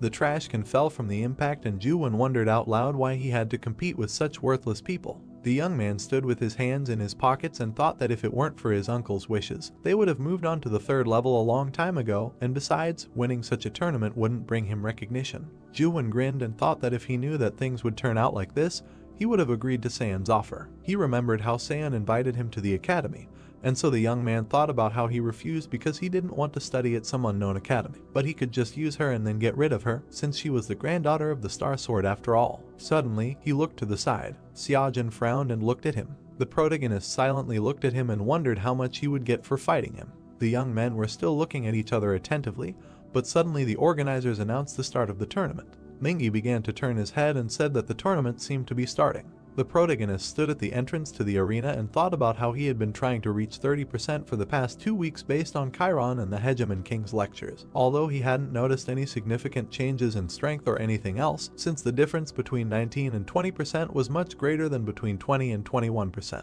He remembered his recent fights and thought that he lacked experience compared to others. The protagonist looked at his hand and mentally said that he had been trying to compensate for the gap by training with Seiyan and fighting in the dungeon. He clenched his fist and exclaimed that it didn't matter who was in front of him, a human or a monster. The protagonist put his fist to his chest. He was standing in some closed rectangular room, and then the host immediately exclaimed that a race in the labyrinth was about to begin. The spectators were looking at the huge screen in the center. The man with the camera waved to another and called out to him. The man in the shirt suddenly bumped into the girl. He bowed and apologized. Then the man sat down next to his friend and said that the girl reminded him of someone. Several participants were shown on the screen, and the man was talking about how the only thing they were told about this challenge was that they had to get out of the labyrinth, and that they were not allowed to attack other participants. Dak Chul was fighting against a monster in the form of a bull. Kalman had already defeated his monster and was reading a hint leading to the exit. The man put his hand to his chin and said that this year's students were strong. Meanwhile, Ju Hwan cut the monster with his red sword. A red aura surrounded him. Everyone smiled and said that this student was clearly on a different level. Si-yoon looked at the screen and was surprised that it was Ju Hwan. The girl put her hand to her chest and wondered what he was doing here. She turned away from the man who almost recognized her because she can't let anyone know that she is the granddaughter of the Star Sword because she wants to watch the tournament in peace. The action moves to the protagonist's labyrinth. He held the spear above himself. The protagonist put the weapon in front of him and said that, as he thought, the wall cannot be broken. He put one hand on his side and said that he will have to get out like everyone else. The young man put his hand to the wall. He walked along the wall and said that if he uses the power that lifts mountains twice, he will be able to break the wall. Suddenly, he looked into the distance. In front of him was a fork in the road with several paths. The hero approached one of the exits, guided by the fact that he just needs to stick to one side, because then he will eventually find the exit. Suddenly, his eyes began to glow slightly. He turned around and wondered what this indescribable feeling was. He looked at the other paths. He turned around and was enveloped by an aura, and suddenly he began to think that instead of keeping to the left, it would be better to go in the direction he was looking. A drop of sweat rolled down his face. The protagonist still decided to go forward. He put his hand on the back of his head and thought that he should trust his intuition. After a while, he frowned, thinking that this was strange. The protagonist was looking forward and suddenly the announcer announced that student Suckman had dropped out of the tournament, so the protagonist thought that apparently the others were constantly fighting monsters. The protagonist continued walking and wondered why everything was quiet for him then. Suddenly, his eyes widened in surprise, because he realized that his intuition was telling him how to get around the monsters. Mingy appeared behind him. The protagonist was very unhappy because Mingy began to shout that he needed to be careful because a monster could be waiting around every corner. A memory of how he had just met this weirdo appeared in his head. Mingy was shaking his head from side to side and saying that Seojin was walking so confidently as if he knew the way, but the protagonist replied that he was just going wherever he wanted. Mingy trembled and exclaimed that he shouldn't go wherever he wanted because it could end badly, and besides, he knew how to get out of the labyrinth, so he wanted to lead the protagonist. He put his hand on the wall and said that if you always stick to one side, you can easily find the exit. But the protagonist replied that it would take too long, and therefore it would be better to trust your feelings. Then Mingy extended his hand and exclaimed that Seojin would get lost like that, but the protagonist suggested that they split up. Mingy adjusted his glasses and replied that he followed him because Seojin was his fellow sufferer. Mingy scratched the back of his head and said that he didn't come from the academy, and looking at the protagonist, he decided that he was alone too. The protagonist's eyes widened in surprise, as Mingy had said that weaklings should stick together. Seojin clutched his head and thought that he probably looked like that from the outside, and Mingy put his hand in his pocket and said that since Seojin was also alone, he would make an exception for him and show him something incredible. The young man showed the protagonist a photo of his sister and exclaimed that she was very cute. The protagonist turned away from him and began to walk away, whispering that he hoped that they would never meet again, but Mingy held his leg and asked him not to leave. The protagonist smiled awkwardly and began to think that even awakened people can be scared in such a place, and even Seojin would have been scared if he were younger. Mingy held a katana in his hands and talked about the dangers of traveling alone. The protagonist turned around and noticed that Mingy kept saying that he was alone, so he asked if his parents and sister had come to support him. The protagonist's eyes widened in surprise when the boy answered that his parents were dead and that he had no one except his little sister. Suddenly, an old memory from his childhood popped into the protagonist's head. In the memory, he was sitting on the floor, leaning against the bed. Seojin simply remained silent. Mingy started to shake his head, saying that it was a long time ago and he just wanted to say that his sister was still little and couldn't come to support him. Mingy opened his mouth in surprise when the protagonist said that they really were going to get together in misfortune. The protagonist closed his eyes and said that they could go together if Mingy wanted. Seojin turned around and decided to immediately warn that they weren't a team and that the first place prize would go to the protagonist. Mingy stood still while Seojin started to walk away from him. He had already turned the corner. Mingy immediately ran after him and started shouting. The protagonist smiled and said that Mingy himself said that he would follow him. The young man looked at him and thought about how Seojin didn't hesitate at all and was too confident in himself because he chose the path without even thinking.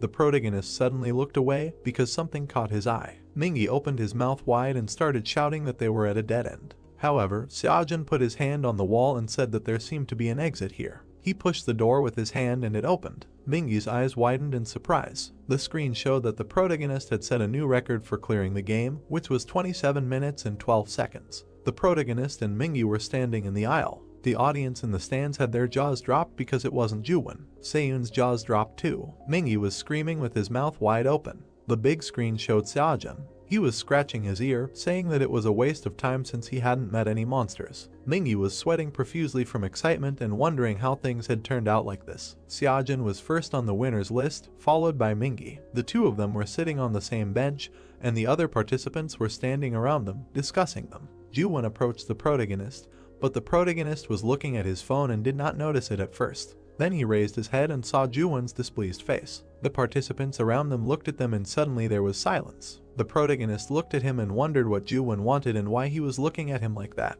Juwon frowned and stared at the protagonist. Then the young man turned away and said that the protagonist was just lucky. The other participants seemed to turn into a shadow because they were extremely quiet.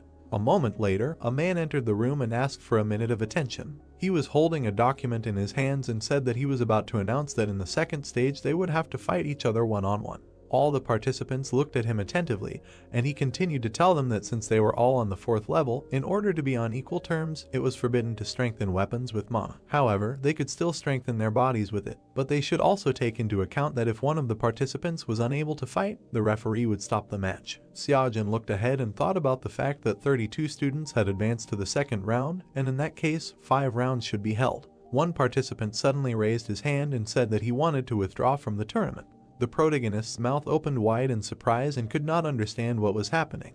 Meanwhile, Xiaojun was walking somewhere. She turned her head and said that she was almost discovered. She remembered how the man pointed his finger at her, so the girl closed her eyes and said that she never thought that Xiaojun would win. The girl turned around and thought that she would come back when everything calmed down, but suddenly she heard someone's dissatisfied shouts. She stood around the corner and watched as the men complained about the tournament starting with the semi-finals right away since the others refused to participate. The man frowned and said that they had ruined all the fun, and another man said that there was no point in betting now. The bald man behind the counter said that it was obvious that Juwon would win, so no one in their right mind would bet on another participant.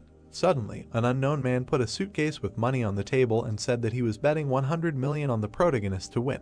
He was standing there in a black cape and hood. Seiyun looked at him and wondered who he was. A purple aura was emanating from this man. Meanwhile, Xiaojun looked ahead sadly. A few minutes ago, one participant raised his hand and announced that he was withdrawing from the tournament. Mingi adjusted his glasses and whispered that he heard that this was not uncommon in level 4 tournaments, since the same people always win.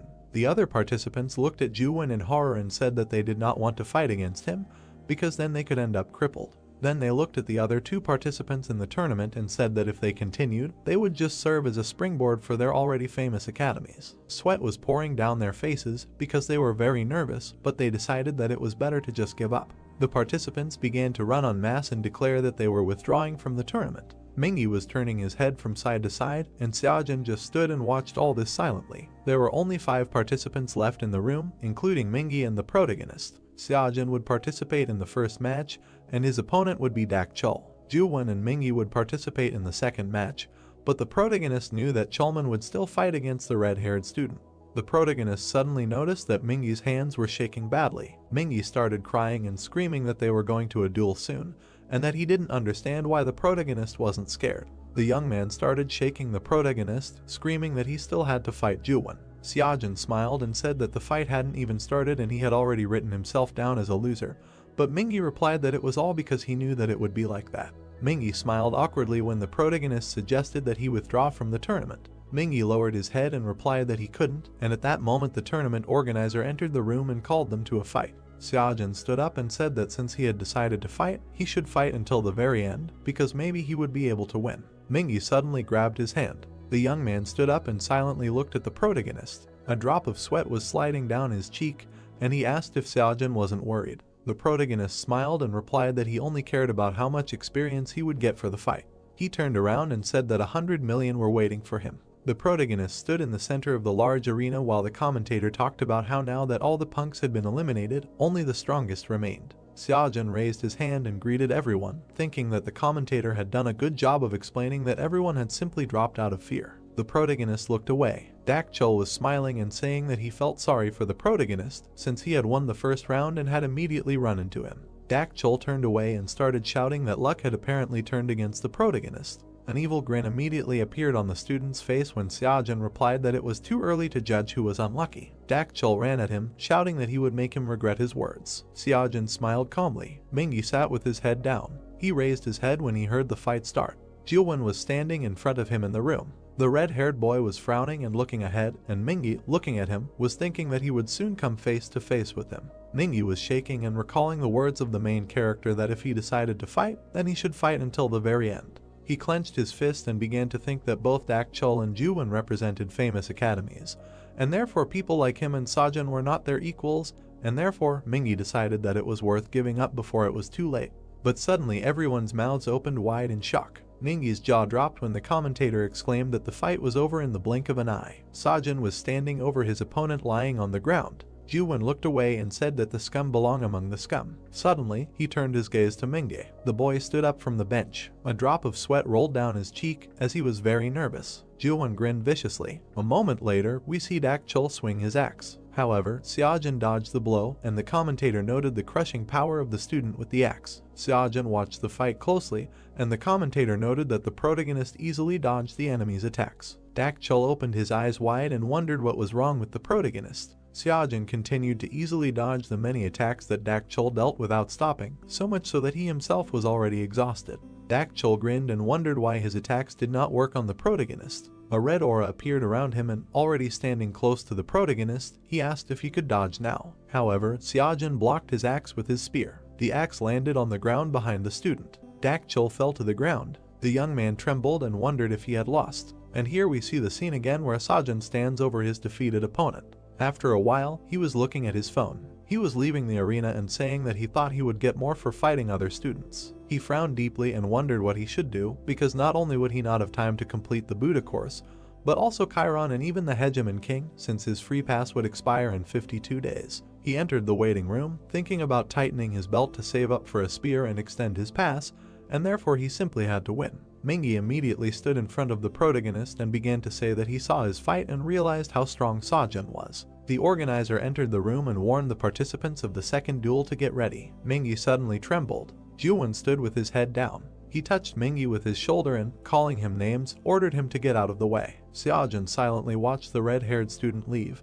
and Mingi asked if the protagonist remembered Mingi telling him in the labyrinth that they needed to stick together. The boy lowered his head and said that he didn't know why, but when he saw the protagonist, he felt a kindred spirit, and so when the protagonist defeated Dak Chul, Mingi was happy as if he had won, but at the same time he envied the protagonist. The protagonist silently watched him, and the boy continued to talk about how he was never lucky and had no talent, and was also not as strong as the protagonist. Mingi clenched his fist and exclaimed that he only wanted his little sister to be proud of him. Mingi ran to the duel, and Seojin told him to give it his all. Seojin smiled as he watched. The screen showed two opponents. Mingi stood with his back to Juwon. He put his hand to his chest and began to convince himself that he would succeed. Juwon frowned and ordered him to stop mumbling, as it was annoying. The judge stood in front of them and began to remind them of the rules, but Juwon at that moment was only thinking about how humiliating it was to participate in such a tournament. Mingi stood with his head down. Juwon frowned, and his eyes glowed blue. Mingi seemed to be in the dark. The young man looked away, and the red-haired man looked at him attentively. He imagined him as prey in the form of a roe deer. He saw how Mingi, in the form of prey, looked at him with fear. Juwon imagined that he was a predator like a tiger, and therefore his opponent was just prey. The young man frowned and mentally said that he was just lucky, and therefore he needed to remind the worm where his place was. They stood opposite each other, and the red-haired one thought that he should have won both stages because he was head and shoulders above all these worms. Mingi looked at him with a frown. He held his sword in front of him, although he was shaking. Juwon got angry when he saw this and wondered if this worm really thought he could win. The red-haired one turned to the judge and asked when they would start, and the judge replied that they would be announced soon.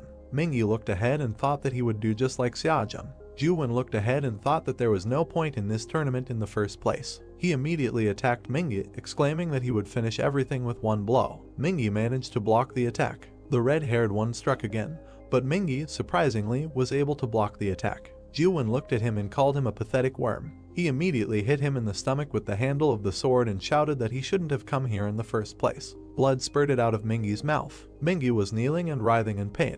Juwon was walking towards him while the boy was thinking that he couldn't win. Mingi was holding his stomach and mentally saying that he didn't care about winning because he understood the difference between their strengths. As Juwon slowly approached, Mingi was thinking that he wanted his sister to be proud of him, and he also wanted to become as strong as Seojin. Suddenly, tears appeared in his eyes and he mentally exclaimed the protagonist's name. Mingi immediately stood up from his knees. He held the sword in front of him and decided to hit Juwon at least once. The boy immediately made a dash. He began to swing the sword, thinking that he just wanted to touch him with at least the tip of the sword. The blade of the sword was already at the face of the red-haired student, but he was not at all worried. Dust rose in the arena and the fighters were not visible. However, a moment later, Mingi was lying on the ground, which meant that he had lost. People from the stands looked at the fighters and said that there was nothing surprising in such an outcome of the fight, since Mingi was not fit to hold a candle to such an elite student as Juwon. Suddenly, a small cut appeared on his cheek and blood began to flow from it. The elite student looked at his cheek. On the big screen, his face was shown in close-up. Juwon was looking at Mingi,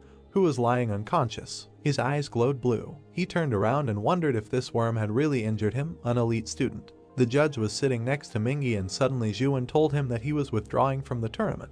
The elite student immediately kicked Mingy in the head. He opened his mouth wide and began to scream that he was fed up with this circus. The judge yelled at the boy that if he didn't stop, they would have to take action, but Juwon replied that he had already withdrawn from the tournament. The red-haired student put his foot on Mingy's head. Looking down at him, the boy said that these pathetic worms were crawling around, forgetting their place. Suddenly, Seojin attacked him, but Juwon blocked the attack. The protagonist approached him and said that he had been waiting for them to meet in the finals, but he was tired of it. Frowning, the protagonist said that he would beat him up right now since Juwon insisted so much. Mingy was lying between them. The protagonist looked at him and ordered him to remove his foot. Juwon looked down and asked if he was talking about the foot he had put on Mingy's head. Seojin frowned in anger. He swung his spear and the red-haired student had to jump back. Seojin immediately picked up Mingy. He held his head. Juwon watched from the side, but suddenly the protagonist asked him if he really liked looking down on people. The protagonist leaned forward a little and asked what was wrong with Juwon, because who in their right mind would put their foot on someone else? They were standing close to each other in a large arena, and the elite student replied that he felt sick that some country bumpkin forgot his place. The protagonist raised his head and asked if they really couldn't dream of anything since they were worse than him, but Juwon laughed and said that he didn't know that in their time anyone believed in such fairy tales. The people in the stands were quite quiet and wondered why the judges didn't intervene, and Juwon wondered out loud if Seojin also believed that if he trained hard, he would succeed. The judges were talking to each other about how this was an order from above and they could only watch, while the hooded man stood nearby and smiled. A drop of sweat rolled down Seyun's cheek because she was worried about her student.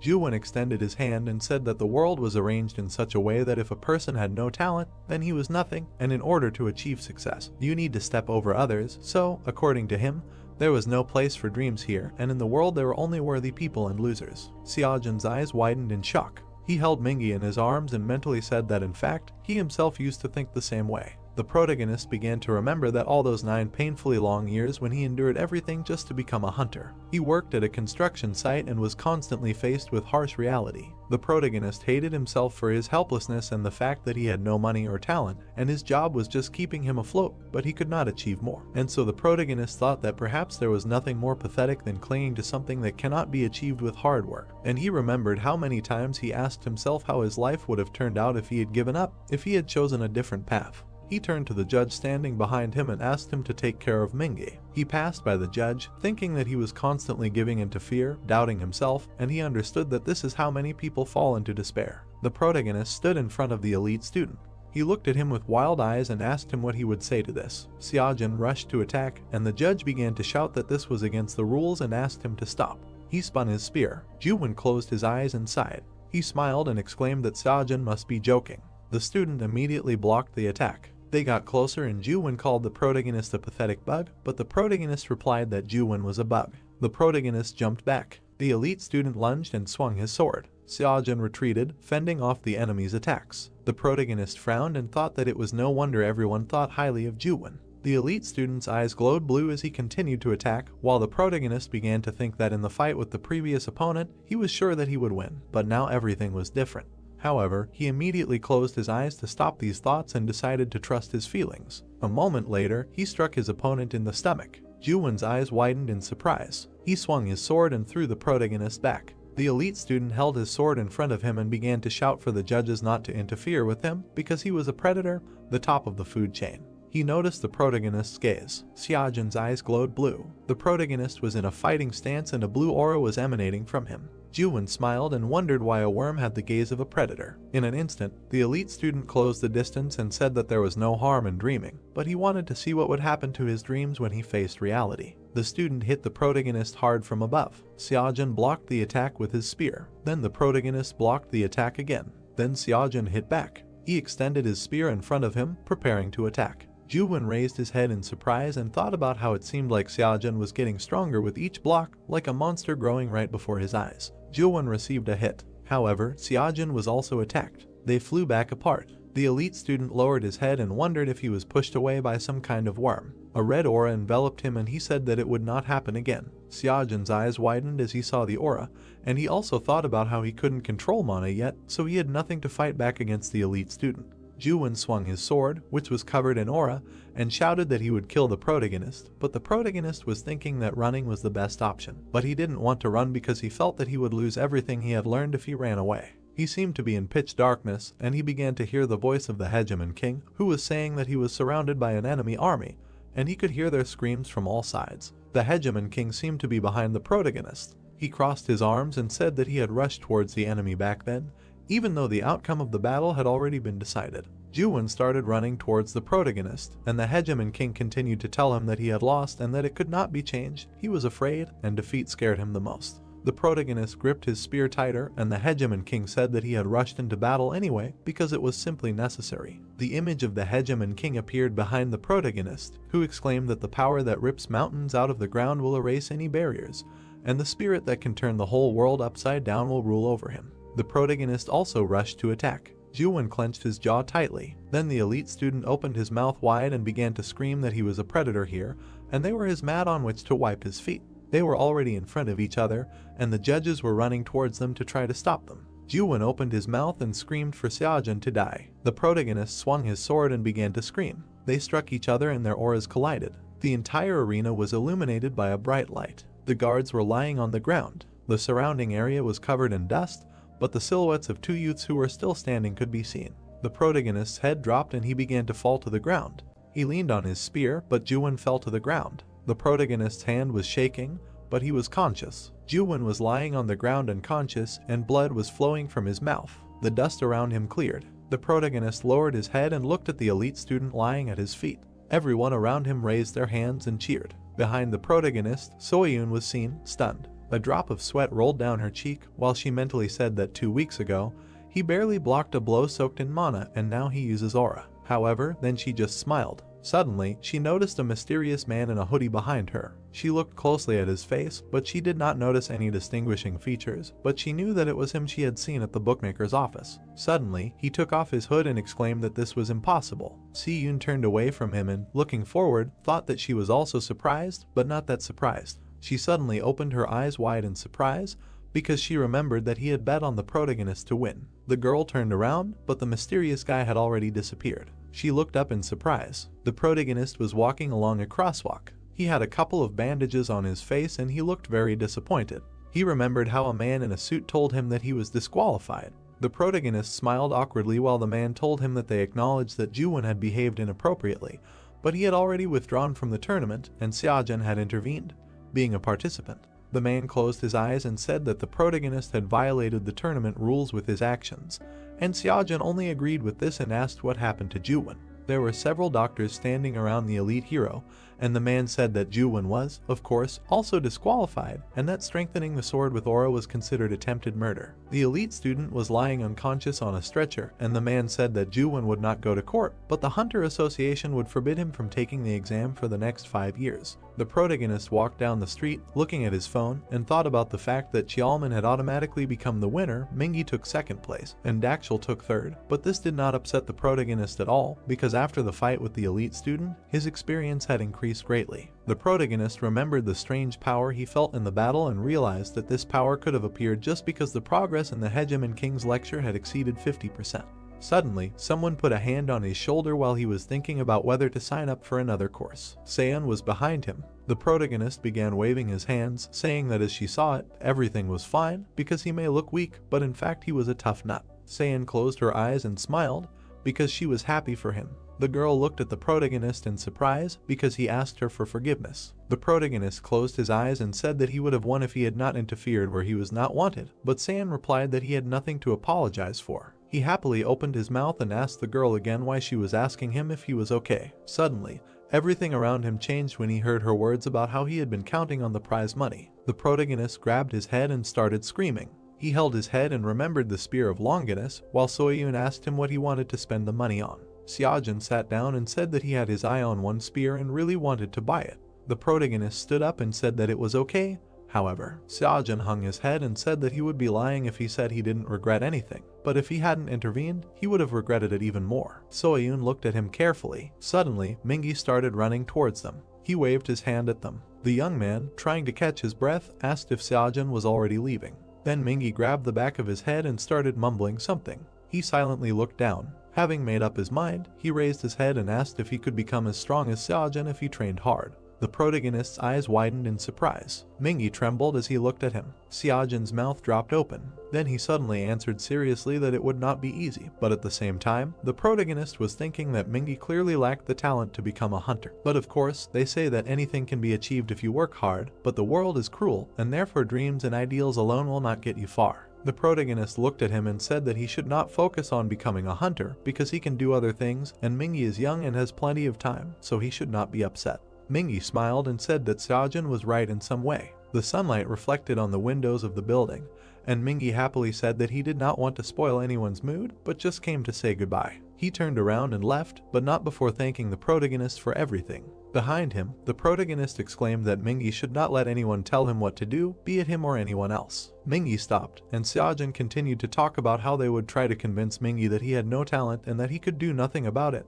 and they would also tell him that he couldn't handle it, that only failure awaited him. The protagonist frowned and told Mingi not to forget that no one's opinion should become his reality. Mingi was already crying, and Seojin kept saying that if he wanted something, he should go ahead and do it, and the rest didn't matter. They waved at each other, and Mingi exclaimed that he would visit the protagonist with his little sister someday. The protagonist grabbed his head and said that he was always sticking his nose into other people's business. Seojin smiled and said that she didn't see anything wrong with it, and besides, the protagonist got his first fan, but Seojin said that another student would be better than just a fan. She widened her eyes in surprise when the boy said that they should have taken advantage of the moment and invited Mingi to their academy. The protagonist began to distance himself from her. He grabbed the back of his head. The girl smiled and repeated his words about their academy. The girl ran up to him and said that he worked hard so she would buy him a new spear, and besides, it was his scholarship. The action moves to a house. A man was walking barefoot through the house. A man in a suit who was missing a hand asked about a certain master. The master was sitting in the room, and the two men were standing near the door. The door suddenly opened.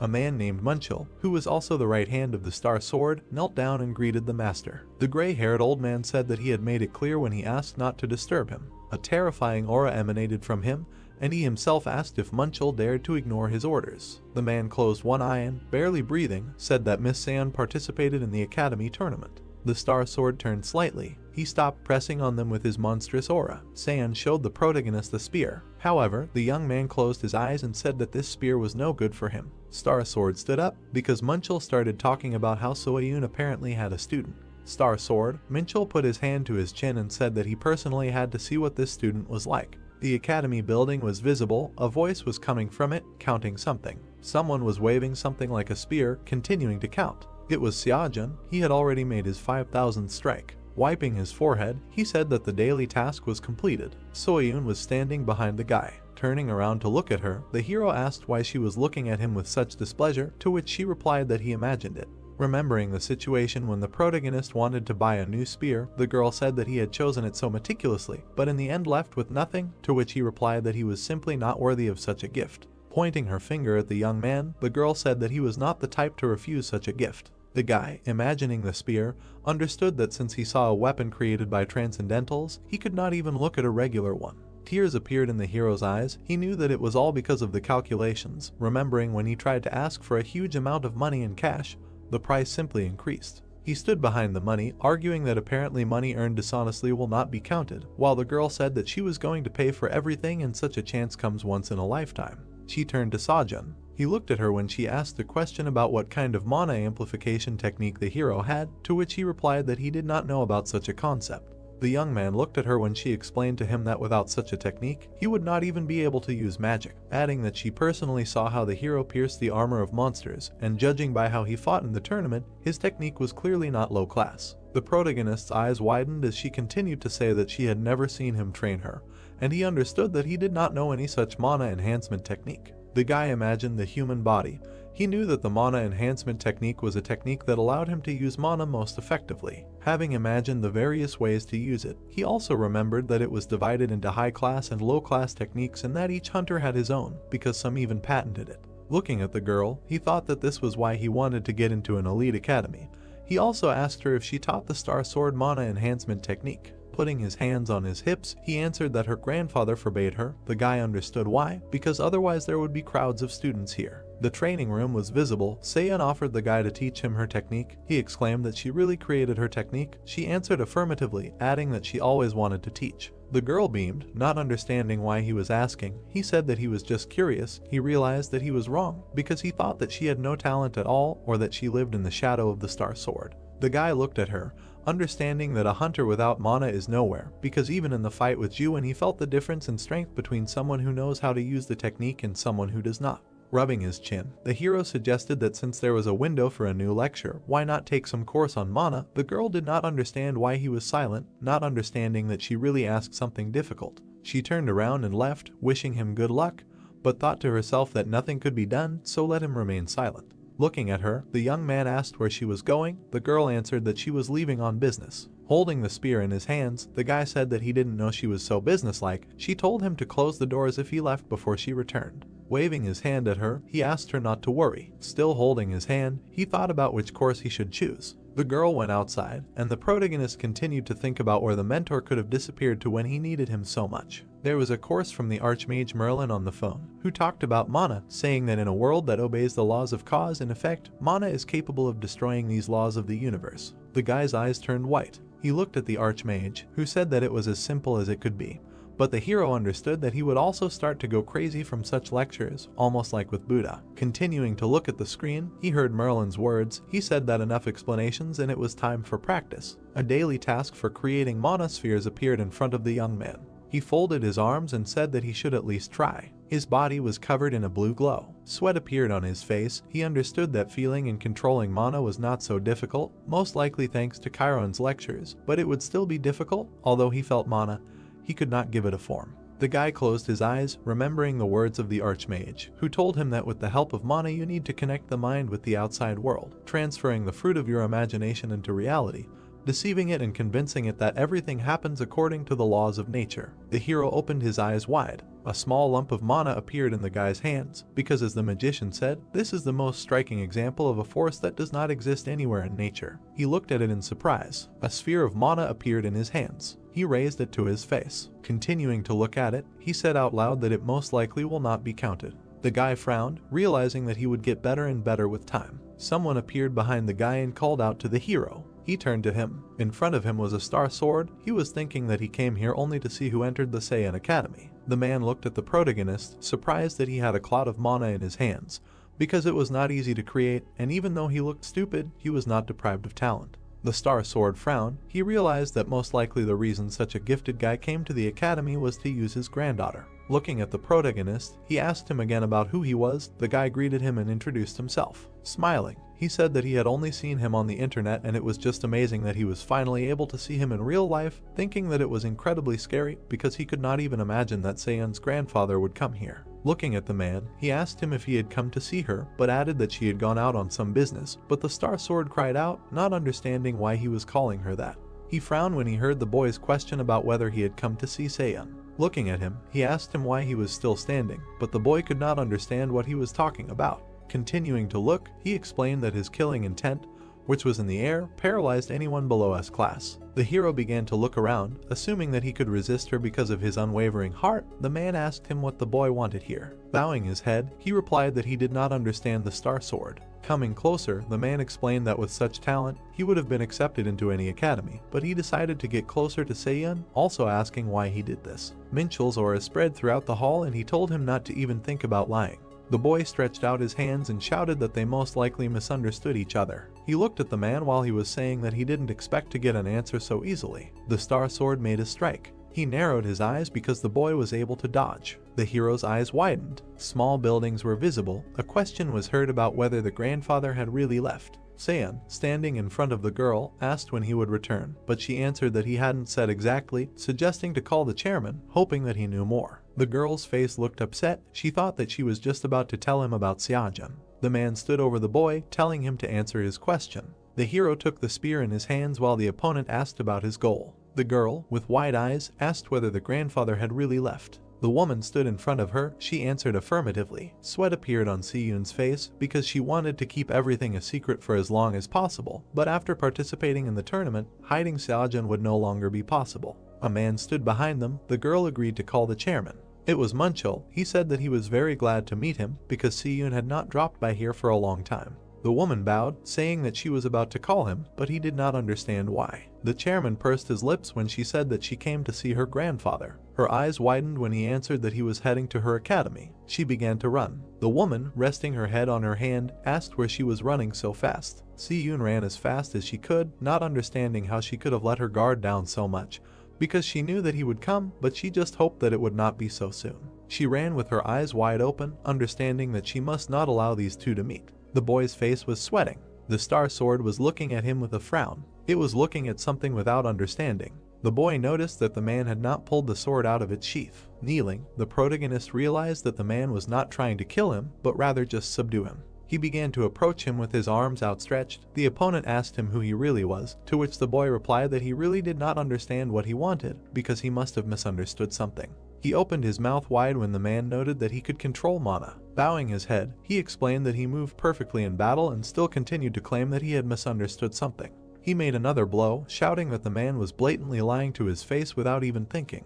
Jumping back, the hero exclaimed that he did not know what Saiyan told him, asking the man to calm down. The guy's eyes turned white when he called him a scoundrel. He thought that maybe he said something wrong, but he couldn't figure out what. The man's eyes were glowing blue. He said that he was going to talk about everything, take into account the circumstances that brought the hero here, but the hero understood that he was lying and he was not going to talk about anything with him. The guy lowered his head. Taking a stance, he decided to fight back. Frowning, he understood that he would not listen to him, but his movements made it clear that no matter what he said, he would not kill him. He imagined his image, understanding that if the star sword really wanted to kill him, it would do it the moment it felt the guy's presence. He prepared to strike, knowing that this was the person closest to his ideals. Smiling, the young man understood that he had just a wonderful chance. The man frowned. He looked at the guy, noticing that his mood had changed. His eyes widened. He knew very well that he had seen many hunters. The hero's eye did not even tremble, and Minchel realized that only he looked into his eyes without fear. Sajin lowered his spear a little, and the man continued to think that he must be very strong. He struck at the hero, not understanding what he wanted from his granddaughter. The young man blocked the blows, but did not see them or even feel them. His eyes widened. The star sword hung over him. Gritting his teeth, he realized that he did not notice such a simple blow, because its strength was beyond the hero's understanding. He blocked blow after blow. Instantly, he lunged to attack. The man squinted, looking at this. His sword was already flying towards the boy. Throwing it away, he said that it was a banality. The hero lay on the ground while he explained that he only needed to answer. Sajin did not understand what he was missing, because it was impossible for everything to end like this. Getting up from the floor, he knew that tricks would not help. Kneeling down, he decided that as long as the opponent was not serious, he had a chance. The star sword was already in front of him, and the hero knew that everything had to be finished with one blow. He looked at the man with wide eyes, not understanding how to do this. He dodged the first blow. The guy began to lunge for a blow. As he swung, he remembered Merlin's words about using mana, subjugating willpower, so that he could deceive the world, because the figment of his imagination obeys the laws of nature. His weapon was covered in a blue glow. After making a swing, he realized that he was not capable of more now. He hit his opponent. Immediately after, the hero fell to his knees. The man looked at him. The guy sat, wiping his face, when the star sword called him a scoundrel. He was shouting at the guy with his eyes wide open that he had finally shown his true colors, but he still didn't understand what he was talking about since the man had attacked first. His eyes turned white from the hero's words that his words were only making it more painful and asking when Saiyan would return. He was approaching the guy to attack, saying that he was asking for it. He was saying with his eyes wide open that he would personally send him to the next world. The hero clenched his teeth and realized that he was finished. The girl burst into the hall, shouting for them to stop. She looked at them, asking them what they had done here. Her face looked tired. Star Sword closed his eyes. Saiyan asked the guy how he was, noticing that he was covered in bruises, but he replied that it was probably nothing serious, but it still hurt. Minchel turned away and said how could such a weakling call himself a man? But the hero replied that it didn't matter if it was a man or a woman, but even so, it would hurt anyone if they were hit by a star sword. Sajin hid behind the girl when the man asked him to repeat what he said, but the hero exclaimed that he would really beat him again. The girl watched this silently. The guy, peeking out from behind Saiyan, asked the man why he did this to him, because if he had such a title, he could do whatever he wanted. She understood that no one had spoken to her grandfather like that before. Putting out her hand, the girl told her grandfather to stop. With wide eyes, she apologized to the guy, who replied that it was nothing, because it was just a few bruises and there was nothing wrong with it. She bowed, adding that she would explain everything later. The guy's eyes widened. The girl stood with her head bowed. She bowed to him again when he said that it looked like he would have to go to the emergency room after all, so he should probably go, to which she replied that he shouldn't worry since she would pay for the decision. She smiled when the hero said goodbye to her, mentally thanking him for understanding. The girl turned around. She went to her grandfather. Looking at him, she added that they needed to talk. They looked at each other in silence. The girl widened her eyes, realizing that although she had decided that she would tell him everything, she could not open her mouth now. The man said that Seojun was kind of suspicious, asking his granddaughter to stay away from him. Clenching her hands into fists, she replied that he was not suspicious. She squeezed her hand harder, hearing her grandfather's question about how she knew. She stood there, remembering all the times he told her that she didn't know anything, that she should listen to him. She realized that she had been listening to this her whole life because her grandfather completely ignored her opinion. Remembering her academy, she realized that even in this compromise that she had found, her grandfather interfered every now and then. She remembered how he humiliated every student, and that's why everyone eventually left, unable to bear it.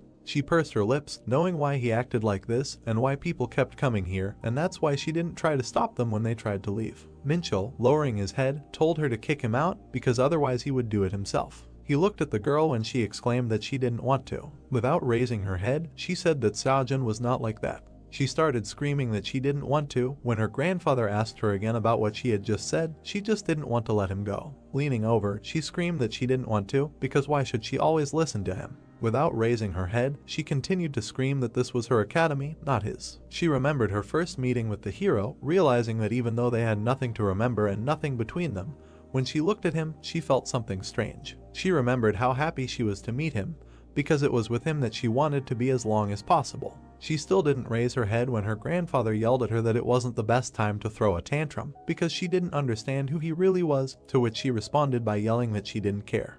She recalled those meetings with him, yelling that she wanted to figure everything out herself. Seon looked at her grandfather, explaining to him that she didn't want to live in his shadow forever and she wouldn't. She widened her eyes, adding that even now, this is how it was. He looked at her without saying a word. The girl silently lowered her head. Turning around, she apologized for raising her voice. Opening the door, she explained that this time she would do as she decided. Minchul didn't move from his place. His eyes widened because he didn't even remember her yelling at him. A memory of the dungeon opening appeared in his head. Someone was standing in front of the star sword, telling him that something terrible had happened. He lowered his head when he heard about his son. He squinted, looking at someone. It was little Seon. He remembered looking at her because he realized that she had no one left. He remembered how he took her away, deciding that he would teach her to stand up for herself because he had to. That was why he was so strict with her. He remembered training with her, how he shouted at her to get up because she would never become a hunter like that, let alone reach a class, even though she loved fencing.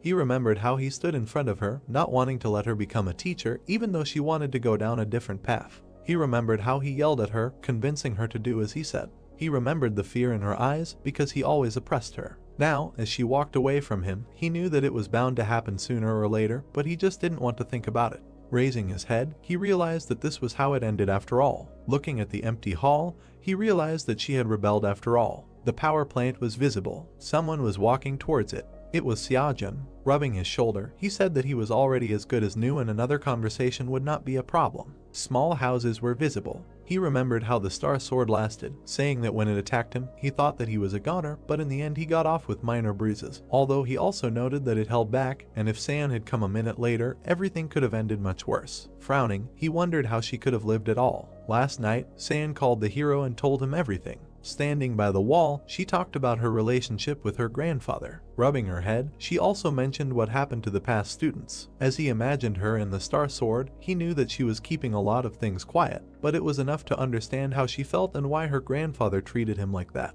Looking at the academy, he thought that even though he understood him, it still didn't make his actions right. Walking up to the door, he wondered if Grandfather Seon would apologize to him, but he also doubted it. The hero had progressed in his lectures with Merlin and Gautama, but he knew that he would never address them again in his life. As he opened the door, he thought that it was okay to be beaten once more, and he also greeted without looking inside, to which he heard Minchul's voice that he had finally arrived. His eyes turned white. The Star Sword was sitting in front of him, telling him not to stand there like a pillar and to come in. The boy smiled nervously when he ordered him to sit down. He did not understand that he was really going to beat him again. Sitting in front of the hero, he first said that the boy and Seon had an agreement. Frowning, the man asked him if that was all, to which he answered affirmatively, adding that he had nothing to hide. Looking at the boy, Minchel understood that most likely he was not lying, but still did not understand where he got such talent and so much strength, because he had never seen so much power in an ordinary student. Rubbing his chin, he thought that when he got angry, the hero was not just not scared, but inspired. He asked the Star Sword if he could go. The man asked where he was going. Opening his eyes, he heard the boy's words that he was going to train, realizing that this was what he needed. The academy was visible. He understood that thanks to this he would immediately understand what he was hiding. Minchel stood there, squinting, not understanding what was going on. Looking at Xiaojun, he thought he was out of his mind, because he was looking at a switched-off phone, despite the fact that there was nothing on it at all. He tilted his head and turned to the boy, asking if he meditated. The boy asked again and answered that he did something like that. Crossing his arms over his chest, the man explained that although meditation was a great workout, it should not be overdone because it strengthened the mind and spirit, but not the body. He continued to look at him, not understanding what was wrong with the boy and whether the boy was not interested in what he was teaching him. Raising his hand to his face, he asked him if he wanted to learn from him a little. The boy asked if the Star Sword itself really wanted to take it up. Minchel closed his eyes and replied that he had reacted immediately, although he had simply blurted it out since the guy had hurt his pride. Although even so he could show him a couple of techniques, the guy interrupted his thoughts with his answer that he didn't need it since he was happy with everything as is. The man's expression didn't even change, and the hero asked him not to distract him anymore since if he wanted to say something, they would talk later. Seian opened the door and greeted the protagonist. Seeing her grandfather, she exclaimed. He approached her and said that she had come just in time, but she tried to find out why he had come. Clenching her hand into a fist, she said that if he laid a finger on her, but he interrupted her with the words that this young man was clearly not all there. Standing next to her, he told her that he didn't want Minchel to teach him. Also looking at the guy, he told her to look at what he was doing. The girl, smiling, answered that she did not see anything strange, and he exclaimed that this was really normal. He squinted at her when she said that she understood him perfectly. Smiling, she added that she used to think the same way. She approached the young man, greeting him. Turning to her, he greeted her, asking how long she had been here, and she answered that it was recently, asking how he was feeling. The man squinted, since he really did not like the protagonist. He looked at them, thinking that he was not even very smart, although Seiyan, looking at him, smiled. Continuing to look, he wondered if she really liked talking to him. Standing not far from them, he realized that he had never seen her smile like that. He watched her laugh loudly. Clenching his fist, he thought that the hero was a real bastard. Suddenly, Minchel appeared behind him and called out to Minchel, who was wondering if the guy dared to hit on his granddaughter. He turned around and asked him what was wrong, to which he replied that he had important news. Coming closer, he explained that the Truth Order was calling him, and the Star Sword asked if he was talking about the strange people. Turning away, he added that if they needed something from him, they should come themselves. He turned around abruptly when he heard Minchel say that Sir Kalia himself wanted to see him. The assistant also added, his eyes wide, that he had another request. Everyone turned to look at Xiaojun when he finished his words by saying that Sir Kalia wanted to see him too. Pointing his finger at himself, the hero couldn't believe it. Getting up from the floor, he asked the assistant why such a thing would be necessary. Minchel leaned towards the hero and said that he knew that the hero was one of them, otherwise they could not know about him, although the young man said that he himself was interested in knowing. The girl remembered the tournament, saying that there was a strange man in a black robe at the tournament, and perhaps he could somehow be connected with all this. The guy scratched his head while they discussed this. The Star Sword said that even in spite of this, everything was quite strange, because Kalia would hardly be interested in some ordinary person. Seiyan asked the assistant if he knew this man, but he replied that he had no idea who he was. Looking at the others, the hero asked if he had to go. The girl, presenting the order, explained that this was the Order of Truth, which included 7 apostles who stood on par with the heads of the largest states, and Sir Kalia was the successor of the Apostle of Chastity, and usually, people like him did not make personal appointments. The protagonist spread his arms and asked what business it was of his, since to him he was just a stranger like a foreigner. Minchel, lowering his head, said that that was probably why everyone thought so highly of Sir Kalia. Minchel, crossing his arms over his chest, asked what he was talking about, and he explained that he, the future apostle, knew in advance that Xiaojun would refuse his offer. The hero's eyes widened when the assistant explained that in that case, he asked to convey that if he nevertheless agreed to come, he would give the young man 100 million won. The guy, slightly lowering his head, could not believe such a sum, because how could he know that he needed exactly that much? A sign of the Order of Truth appeared, a religious organization, but it does not serve human gods, but the gods of truth. A great voice appeared, headed by 7 apostles. They convey the will of God, that is, the truth, but the Order of Truth was considered a simple cult 100 years ago. But during that very cataclysm, the Order joined forces with the forces of the heroes, because it was thanks to them that peace reigned on Earth again, and thanks to this, the number of followers grew. But more importantly, the Berserker monster was killed by the Order, because when everyone thought that the trouble was over, a monster suddenly appeared that was so strong that even all the heroes together could not cope with it, and the situation was so desperate that it was called the Second Cataclysm. But only the Great Voice and the 7 apostles could cope with it, and it was thanks to them that the Earth was saved. A hotel on the outskirts of Seoul was visible. The hero looked at the building, thinking that it was too nondescript for a representative of a world religion, while Minchul was talking about how he had come to see Sir Kalia and wanted to introduce the hero, but he was interrupted. The robe-clad man asked him if his name was Sajun. Moving away from the passage, he added that they should pass because Kalia was already waiting for them. Following the man, the hero thought about whether the man from the Order had really been at the tournament, and perhaps they had decided to replace him with the same amount as the victory, or Kalia had chosen it at random, but he still could not understand why he was watching him and why he had called him. Opening the door, the robe-clad man said that they were coming here, while the protagonist continued to think about what he might know about the No, or maybe about the Academy of Transcendentals. In front of them was a luxurious room. The messenger of the Order told them that Sir Kalia would be there soon, asking them to wait here. The hero decided to find out everything now. With his head down, Minchul said that he knew that it would be like this, because then he would not have sat and waited for them. Stroking his beard, he listened to the guy's question about whether he was familiar with the successor of the apostle. Frowning a little, he answered that this was their first meeting. The hero could not believe it. Sitting in front of the young man, he explained that he called him a couple of times, but he did not see him personally, but added that during the cataclysm he met the apostle of chastity, but he has not yet met his successor. The hero opened his mouth, arguing that after all, Minchul is one of those who saved the world, although for him he is more like Grandfather Saiyan, but even so he remains a star sword, and this should not be forgotten. The man leaned his elbow on the armrest and listened to the boy's question about whether he had seen the Great Voice, since he had heard that it had only appeared in public during the battle with the Berserker. The man remembered its image. The hero stared at it when he heard a negative answer. Resting his head on his hand, he added that he had only seen it from afar. Suddenly, the boy turned around, hearing something behind him. The successor of the apostle had entered the room and thanked them for their visit. The man looked at him, and Kalia asked him if this was the first meeting. Minchul replied that he had called them himself and in the end made them wait. The boy stood before them. He was the successor of the Apostle of Chastity. Kalia smiled broadly and explained that he needed time to purify his body and mind before preaching the word of God. After bowing, the Apostle's successor apologized for the belated introduction and introduced himself as a member of the Order of Truth, who preached the word of God and followed chastity. The protagonist raised his eyebrows in surprise when she thanked him for coming. There was a chandelier hanging from the ceiling. Sajun asked how they knew each other. The priest realized that they needed to clear up some misunderstandings before moving on to the main topic, and asked if the student had participated in the recent academic competition. The saint put his hand to his chest and said that he wanted to see for himself how strong he was. The guy narrowed his eyes in disbelief and asked if he really knew about him like that. Kalia closed his eyes and smiled.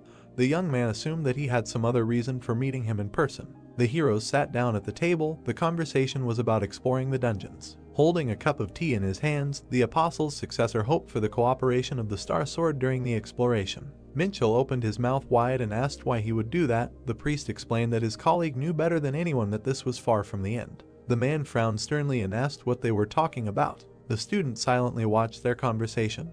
The saint told him that there was a report of a distortion in one of the dungeons in Korea. The old man put his hand on his knee and thought about it when she stated that this was the decision of the Order of Truth and that they absolutely had to check the state of the dungeon. Star Sword narrowed his eyes and suggested that this was why the blonde man had flown to Korea to strengthen his position. Kalia brought the mug to his mouth and nodded slightly. The successor of the apostle realized that he was not so easy to fool. Minchul leaned back on the sofa and said that it was impudent of him to say that this was the decision of the Order of Truth, because it was not even funny. The priest put the cup on the table and asked if his colleague could help him. The man replied that it depended on what they were willing to give him. The old man rested his elbow on the arm of the sofa. The saint realized that he would not be given a favor here and remembered that his granddaughter founded the Hunter Academy. At these words, the Star Sword sternly knitted his brows. A dark aura appeared in the room, so strong that the protagonist's entire body went numb. Sajun's eyes widened in surprise and thought that this was the true form of murderous intent. Minchul flashed his fiery eyes and threatened to kill the guest if he tried to involve Saiyan here again.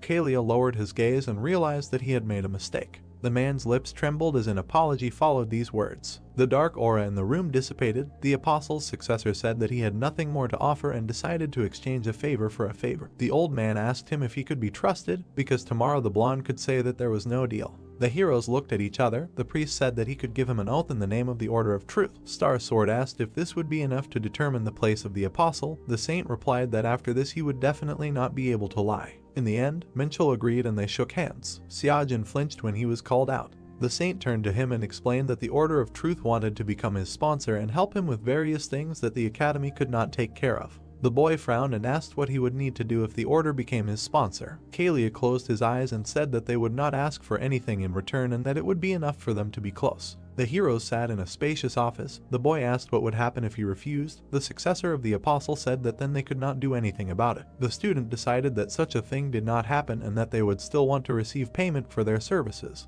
The hunter said that this offer did not appeal to him and promised to think about it if the member of the order answered his question honestly. The priest smiled and asked what interested him. The protagonist opened his mouth furiously and was about to ask a question, but stopped. The saint looked at him with a smile. Sajin realized that he would not be able to find out the answer if he lied or evaded the answer, and asking directly was too suspicious. The guy put his hand in his pocket.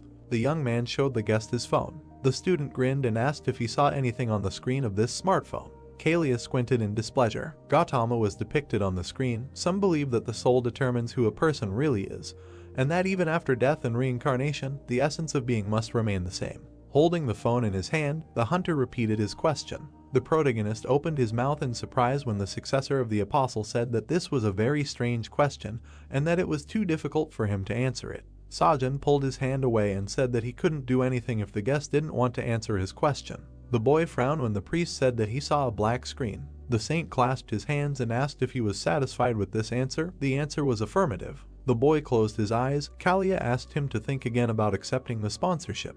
The student smiled and said that he refused it. Night fell. The successor of the apostle stood by the window. The priest asked how everything went. The man in the robe approached him and said that they were unable to find any distortions. The saint asked if they had checked everything for sure. Kalkos spread his arms and swore in the name of the Order of Truth. Biting his thumbnail, the blonde thought that the unremarkable student's question about the smartphone screen had caught him off guard and wondered what this nagging feeling was left in his chest. The boy said that he needed to report to another apostle, crossing his arms over his chest. Kalia asked him to continue observing the distortions and asked what happened to the other heroes. The apostle's successor looked down thoughtfully when the young man answered that he had called everyone except Soul Blade and Dark Sword, who had not been seen for a long time. A hand holding a smartphone surfaced in his memory. The protagonist was walking down the street of a night city. Someone asked him why he refused the priest's offer. Xiajin approached his comrade and replied that it looked too suspicious. Minchul asked what it meant. The boy thought that he didn't know what the Order of Truth really was and didn't want to make a practically free deal with such suspicious individuals. The man assumed that his granddaughter's academy didn't bother him at all. The boy shrugged and replied that there was no one more honest than Xiajin in this world.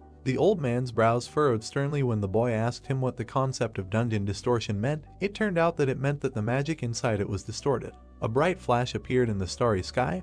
This happens because the difficulty of the dungeon is different from the value it had when it was formed. Such dungeons have many side effects and very often break through early. The student asked how this was even possible. The hunter shuddered in surprise when Star Sword explained to him that now such things can be seen extremely rarely, but during the cataclysm such things happened very often. The protagonist asked what Kalia meant by "it's not over yet." Minchul turned away and asked him not to worry so much since the cataclysm had long since ended. Xiajin pointed his hand in the other direction, where the academy was, and asked where his comrade was going. The man replied that he didn't need to know. Suddenly, the old man stopped. His eyes turned white. The Star Sword threatened to kill the student if he tried to do something strange to his granddaughter. The stars were shining in the sky. The guy assumed that this meant that the teacher recognized him. Minchul said that this meant that he was watching him. Then the young man asked if this was why Xiajin was distancing himself from him.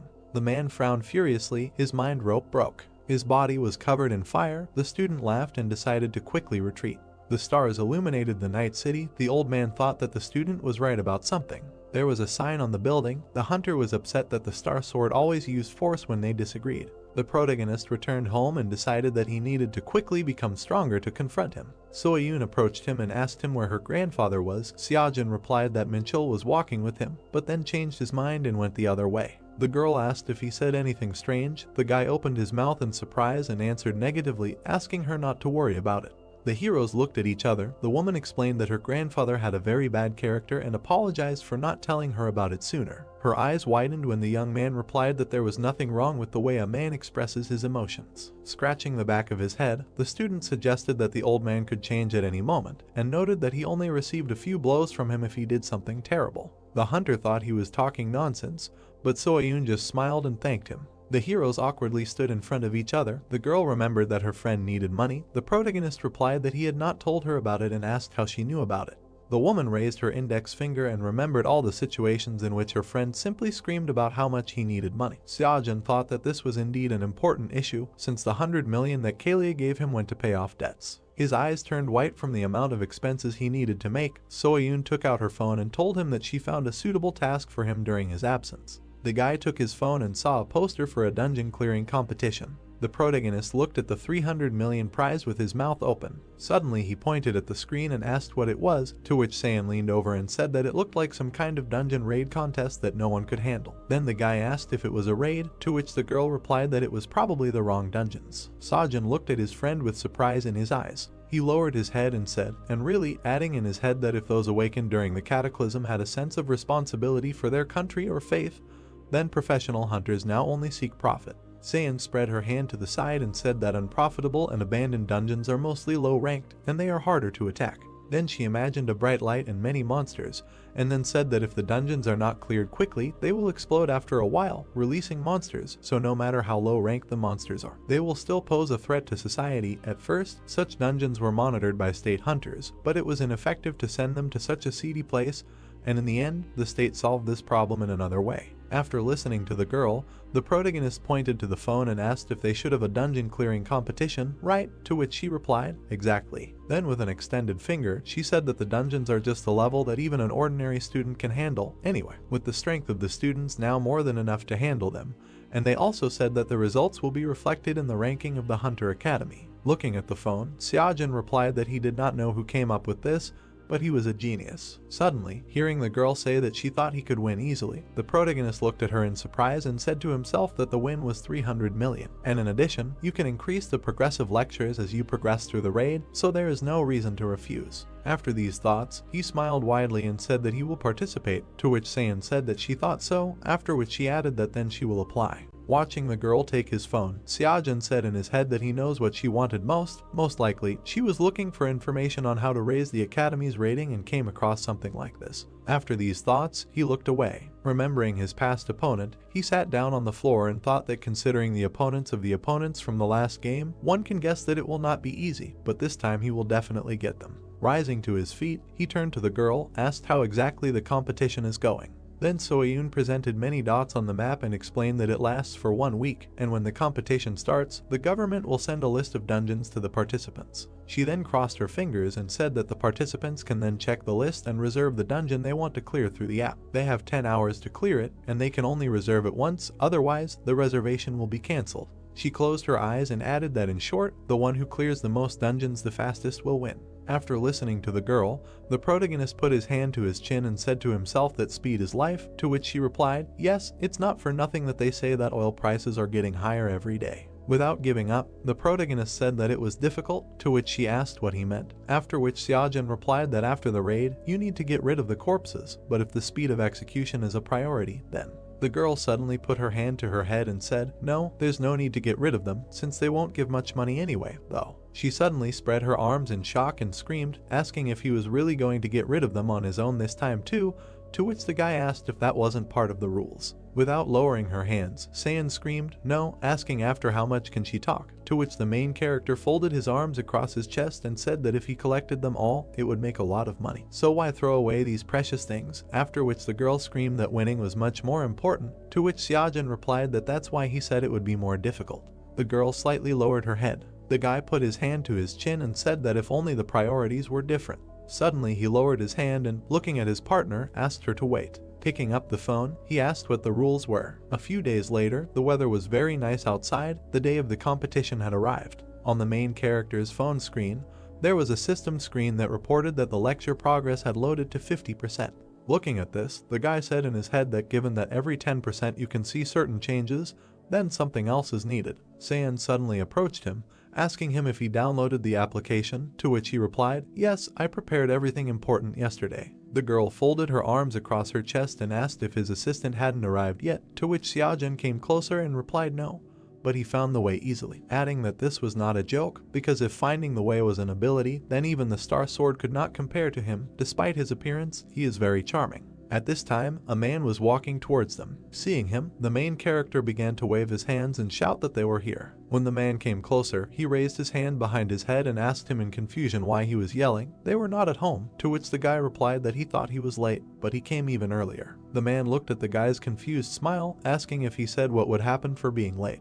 Opening his mouth, he quietly said, "And." The comrade put his hands on his hips, wondering what he would have to do. A few days ago, the man talked to the main character on the phone, asking if they really had to work on the same team. He was at a loss, asking if the guy really wanted his comrade to drag the corpses of monsters left after the competition and be a driver, to which Seojin replied with a smile that after that he would definitely pay. He suddenly leaned his elbows against the bed, adding, "To be more precise, he will be the one dragging, and the man will be cutting up, and every second is important." The comrade walked away from his colleagues, saying that the offer was not bad, but would they be able to handle it if speed was so important? He said that if the guy was taking care of him like that, then there was no need, when suddenly the protagonist smiled, saying that he needed his uncle, thinking that the work of cutting up corpses that brought in money required skills, but if it was his uncle, then the guy could vouch for him. Suddenly, a message came to Sojin's phone. It said that the dungeon clearing competition was starting, after which he notified the guys. The guy turned to his uncle, shouting that they could begin, and that they would see Saiyan later, to which the girl raised her hand, wishing them luck. Holding a spear in his hands, the protagonist asked if his uncle knew the rules, to which the man replied that he remembered everything, so there was no need to worry. Seojin buckled up and added that the winner would be the one who cleared the most dungeons, so winning depended on their speed, and in this competition, two things were needed. He looked at the man and said that the first was to clear the dungeon as quickly as possible, and then raised his fingers, adding that the second was to get to the dungeon as quickly as possible. The protagonist started scrolling through his phone, explaining that most of the dungeons were tier 1 or 2, and depending on the tier. The raid time would also differ, but he was ready for any dungeon, and all that was needed from the uncle was to get to the dungeon as quickly as possible.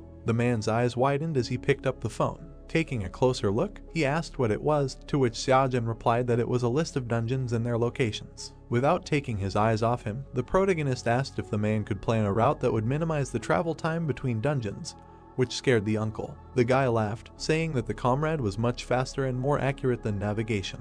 The man moved from his place, asking to hold on tightly. Inspector Sujin yawned. She looked at the dungeon, saying that the person who just entered was Seojin from Dream Academy. She looked at the paper, thinking that since the guy was from some unknown academy, he must be a weak student who could handle it in an hour. The girl looked up at the man, thinking that at first she was nervous that they would cheat, but the comrade just stayed outside, so there was no problem with that. She wondered if the man was an ordinary driver, then noticed a strange glow from the gate. Sujin came closer to them, when suddenly Seojin looked outside, asking the comrade to get ready because he was finished. The man smiled, saying that the guy was fast, when suddenly the girl screamed in fear that the rules forbade outsiders from interfering with the dungeon raid. The protagonist turned to her, answering that he knew, but the raid was already over. The inspector's face changed in bewilderment, to which Sojin smiled, answering that he had already completely cleared the dungeon, which she could verify for herself. Sujin clenched her hand into a fist, loudly shouting that this could not be. A few seconds later, they were standing in front of the corpses of monsters. The inspector thought in confusion that not even 10 minutes had passed, while the protagonist was heading for the exit. The girl turned back, warily asking what he was doing now. The guy and his uncle began to speed up, asking the girl not to pay attention. The man turned around in displeasure, asking if Sojin was still doing this madness. The protagonist lowered the monster to the ground, answering that no matter what, he could not skip the tasks because in addition to the main task, there were side ones. Having laid out the bag with tools, the guy asked how long it would take, to which the uncle replied that the monsters were low level and there were few profitable parts, so cutting up one path would take 15 seconds. Sojin smiled, asking to begin, when suddenly Sujin appeared behind them, asking with a trembling voice if they were really going to cut up a corpse. Sojin turned to her and asked if there were any problems, to which the girl frowned, shouting loudly, "Of course." Opening her mouth, the girl answered from confusion that there were no problems with this, when suddenly the protagonist asked what the complaints were. The guy with a smile on his face put the monsters on his shoulders, starting to squat with them. Without a tremor in his hands, the man immediately cut off the head of another one of them. The inspector stood nearby in complete shock. The boys threw their bags over their shoulders, arguing that there was another dungeon in the area, not as close, but compared to the others, it was the closest, so they could go there right away. Sujin watched them go, confusedly asking what she had just seen. With a ringing laugh, the boys got into the car, happily driving to their next destination. A butterfly slowly landed on his finger. The man looked at her with a wide smile on his face and said that it was very nice to relax after a long day of work at the computer. He wanted to stay here forever and then asked himself when the participants who had booked the dungeon would arrive. As soon as he said this, a large car entered the turn at high speed. The boys immediately ran out of there, shouting, "Forward!" There were many skeletons in the dungeon. The main character extended his hand with a spear and said that he would quickly deal with them. Having said this, he carried out a powerful circular attack. After that, he gave the bones to Manchul, saying that he had brought him another batch. The dungeon supervisor watched with his mouth open as the man dealt with them. Looking the other way, he saw Xiaojun throw the skeletons on himself. With loud screams, they ran towards the car. They got in and drove away quickly. The supervisor watched them go, not understanding anything. Evening came, and a voice could be heard in the tall building asking if Deputy Kim had finished the report on today's competition. In the office of the dungeon management team of the Ministry of Public Administration and Security, the man looked up and said yes, adding that he had left them on his desk. At his desk, the man picked up the report. Turning to Seo Yeon's page, he read that she had cleared 16 dungeons, and said that with that many, she would definitely get first place. But turning the page, the man saw that she was only in second place. He looked at it in surprise, wondering if someone had cleared 17. Then he read that Seojin was in first place, having cleared 32 dungeons. The man immediately raised his hand and turned to Deputy Kim. When the latter approached him, he asked if he was sure he hadn't made a mistake in the report, since he had cleared 32 dungeons in first place. But was it possible to do that even in a whole day? The office was brightly lit, and the deputy replied that he didn't believe it either at first, but after asking everyone, it turned out that everything was correct. They moved between dungeons extremely carefully without losing a second, and besides, according to the inspectors, the raid didn't last more than 10 minutes. Hearing this, the man opened his mouth in shock, then asked if it was really 10 minutes, adding that even if it was a first or second level dungeon, it would still take at least 30 minutes for a student, not counting travel and rest time, and was he really a student, and was he really not helped by anyone? Everyone in the office turned their heads in surprise, while the deputy said that he checked this first, but no rules were broken. The man lowered his head and asked if he was really not lying, and which academy he was from, to which Kim replied that he was from Dream Academy, which was located near Seoul in the Yunpyeong district. Hearing this, the man raised his head in surprise, then asked if this was the academy founded by the granddaughter of the Star Sword. Kim folded his arms and replied in confusion that it was, adding that he was wondering where he heard this name from. After this, the colleagues looked at each other in confusion. Throwing the report on the table, the man asked if the Star Sword had participated in raids, to which Kim replied that he would check right away. After a while, Soyeon from the East Academy was told that she did not have first place, to which she closed her eyes and apologized. A man sat at the table not far from her and asked her displeasedly if she really thought that a simple apology would be enough, adding that their academy would suffer great losses if he did not get first place this time, to which the girl replied that she would do everything possible to win. Then suddenly the man asked her how she thought a person could clear 32 dungeons, to which Soyeon opened her eyes in surprise. She looked ahead and said in her head that if raids were completed every 10 minutes, but even so, given the distance between dungeons, it was impossible. The man stood up and said that he thought it was possible if someone helped him. Turning to the window, he ordered Soyeon to do what she had done before and he would take care of the rest himself, and the girl said to herself that his reaction told her that he was going to take the path of deception. Seokman, a former rank hunter, the current director of the East Academy and Soyeon's father, turned to her and asked if something was bothering her. Looking at her, he told her not to worry about it, because in the end, this is the law of life where the smartest survive, because it is important who wins and not who is right. The girl silently looked at her father. Suddenly, the director asked her if she was worried about him, to which Soyeon looked away and replied that she was not. From the very large building of the East Academy, Seokman's voice was heard, saying that he did not think that his daughter would act as stupidly as this idiot, to which the girl replied that she would not let him down. The girl slowly walked down the corridor. Suddenly, she stopped abruptly, a memory of the protagonist smiling and telling her that if she was a professional hunter, there must be something in her heart that she should never compromise on. Soyeon turned around, asking in confusion who else thought that way. After all, isn't money everything? To which Seojin laughed, saying that if money overshadowed her heart, the world would never seem the same, so he would become a pro hunter who would make people's hearts tremble. Soyeon's expression changed, saying that no one else should hear this, even people would laugh at it, even she would be very ashamed. She lowered her head as the protagonist's words suddenly flashed through her mind. Does she ever feel ashamed? Soyeon looked up, noticing Seojin's outline. The protagonist was smiling gently. The girl clenched her teeth tightly, angrily saying that since he was dead, he should leave her alone. She clenched her fists, quickly quickening her pace. Sitting under the street lamp, the man said that his whole body hurt. The protagonist smiled, saying that he tried hard, when suddenly the uncle asked if the next week would be the same, to which the guy sarcastically asked if the man really liked to pretend. The uncle frowned, menacingly asking if Seojin had ever driven a car, making up a route on the go, because it was a real headache, after which the protagonist laughed, asking if the man thought about money, didn't the pain go away on its own. He looked at his phone, saying that if you don't take into account expenses and taxes, they made about 8 million won. The guy turned to the side, adding that if you divide 50-50, it will come to about 4 million for each. The uncle frowned, answering that 30% would be enough for him, and 70% for the protagonist, since he had done all the work, to which the guy exclaimed that the driver's work was much more significant. The uncle closed his eyes, ordering him to do as he said, otherwise he would not go out tomorrow, after which Seojin exhaled heavily, saying that 30% would be an ugly number, so he would have to give 2.5 million won. The man was surprised, asking why the number was ugly, when suddenly the guy asked him to just take what they gave him, since without him, such a profit was only worth dreaming about. The uncle thoughtfully took a sip of his drink, answering, okay. The protagonist turned towards him and asked if the man was not surprised at all. He looked around, said that he was talking about the guy quickly clearing the dungeons. The man looked menacingly into the distance, answering that he had already seen the guy at the academic competitions, which surprised the protagonist greatly, shouting that the uncle could have at least called that he had come. The uncle exhaled, saying that he didn't want to burden him, which made the boy smile. Looking at Manchil, he thought that his uncle was a good person,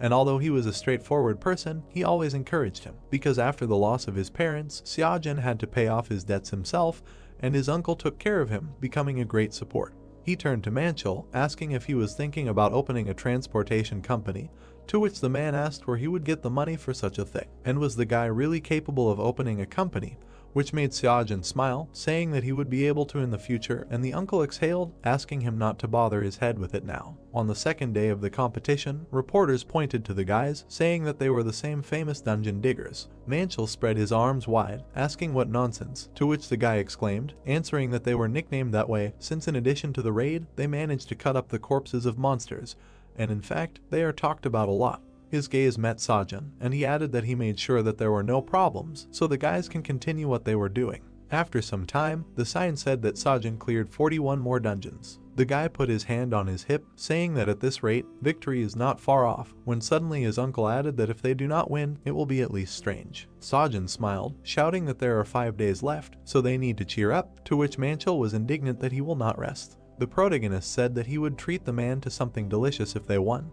when suddenly Manchil asked incredulously if the guy was really trying to eat rich people's food now and could afford it, which made Seojin smile and answer of course, after which he asked to grab Seon since he hadn't seen her for a long time. Manchil put his hand on the guy's shoulder, shouting that he would have to buy a whole cow. The guy looked at his phone, thinking that everything was going smoothly and he had a good feeling, since now he simply had to win. On the third day of the competition, the uncle was thoughtfully looking at his phone. The protagonist came closer, asking what happened, when suddenly Manchil handed him the phone, asking to take a look. Seojin's eyes widened in surprise. Looking at the map, he screamed, asking if there really wasn't a single free dungeon left around. Looking at his phone, the protagonist was saying in his head that the nearest dungeon was at least an hour away, and they only reserved the places that were near him. Could it really be a coincidence? Manchil folded his arms and asked the guy if he thought all this was suspicious. He also said that this was against the rules, so he was sure that the reservations would be removed soon, adding that his instinct told him that this was not an accident.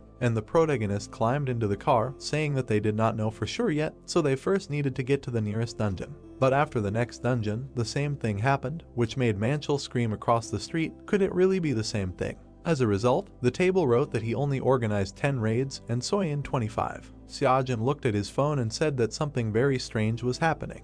His uncle threw up his hands and asked what was strange about that, since Seoyeon was in second place, so he was sure that it was her doing. To which Seoyeon replied that the app could tell who had booked the dungeons, but not these ones, so she would contact the organizers. At this time, the protagonist raised his hand to his chin and said to himself that he was in first place, although it was only the third day, and if the same thing was repeated constantly, he would lose. After these thoughts, he turned to his uncle and said that he thought that cutting up corpses was not so important now, to which he replied that winnings were much more important. But still, no matter how quickly he cleared the dungeons, the distance was inevitable, so he would try to plan the route as accurately as possible. Hearing this, the guy again raised his hand to the selection, thinking. After a short pause, he looked at the guys and said that he had a plan. Putting up his finger, he asked what if they did this. The next day, there were a lot of people in the park. They were standing next to each other while the man in the suit was loudly talking about how they needed to be on guard and that once the guy named Xiaojun booked a dungeon, they needed to book all the dungeons closest to him, to which the guys replied that they were looking closely at their phones. Then the guy in the hat suddenly asked how Xiaojun would raid, to which his comrade asked how it made any difference to him since the main thing was that they were getting paid.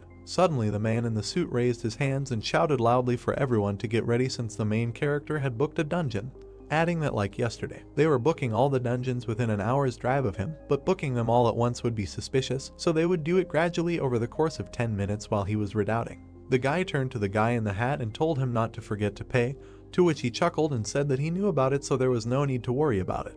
When suddenly he stood in a stupor, and his comrade asked in shock what. The man in the suit dropped his hands and asked in surprise what happened, to which the guys asked what they should do, because the main character booked a dungeon right next to Son. Hearing this, the agent snatched the phone and one of the guys. While he was looking at the screen, the guys were saying that if they booked dungeons, it would also affect Son, after which another of the guys asked if it was impossible to cancel the reservation when the raid ended, but according to the rules, you can't cancel the reservation within 10 hours if you don't complete the raid. At this time, the agent suddenly shook. At this time, the slime in the dungeon was killed with one blow. Son walked forward, waving her sword. After a while, the car stopped. Son was sitting inside and said that it was time to go to the next dungeon, to which the driver said that not even 15 minutes had passed. When suddenly he froze, not knowing what to say. Xiaojun looked at him and asked him discontentedly why he wasn't going, to which the man replied that all the dungeons around were booked, so he didn't know where to go now. Hearing this, the girl was very surprised. At the end of the day, the ranking reported that the protagonist had cleared 15 dungeons and Xiaojun 13.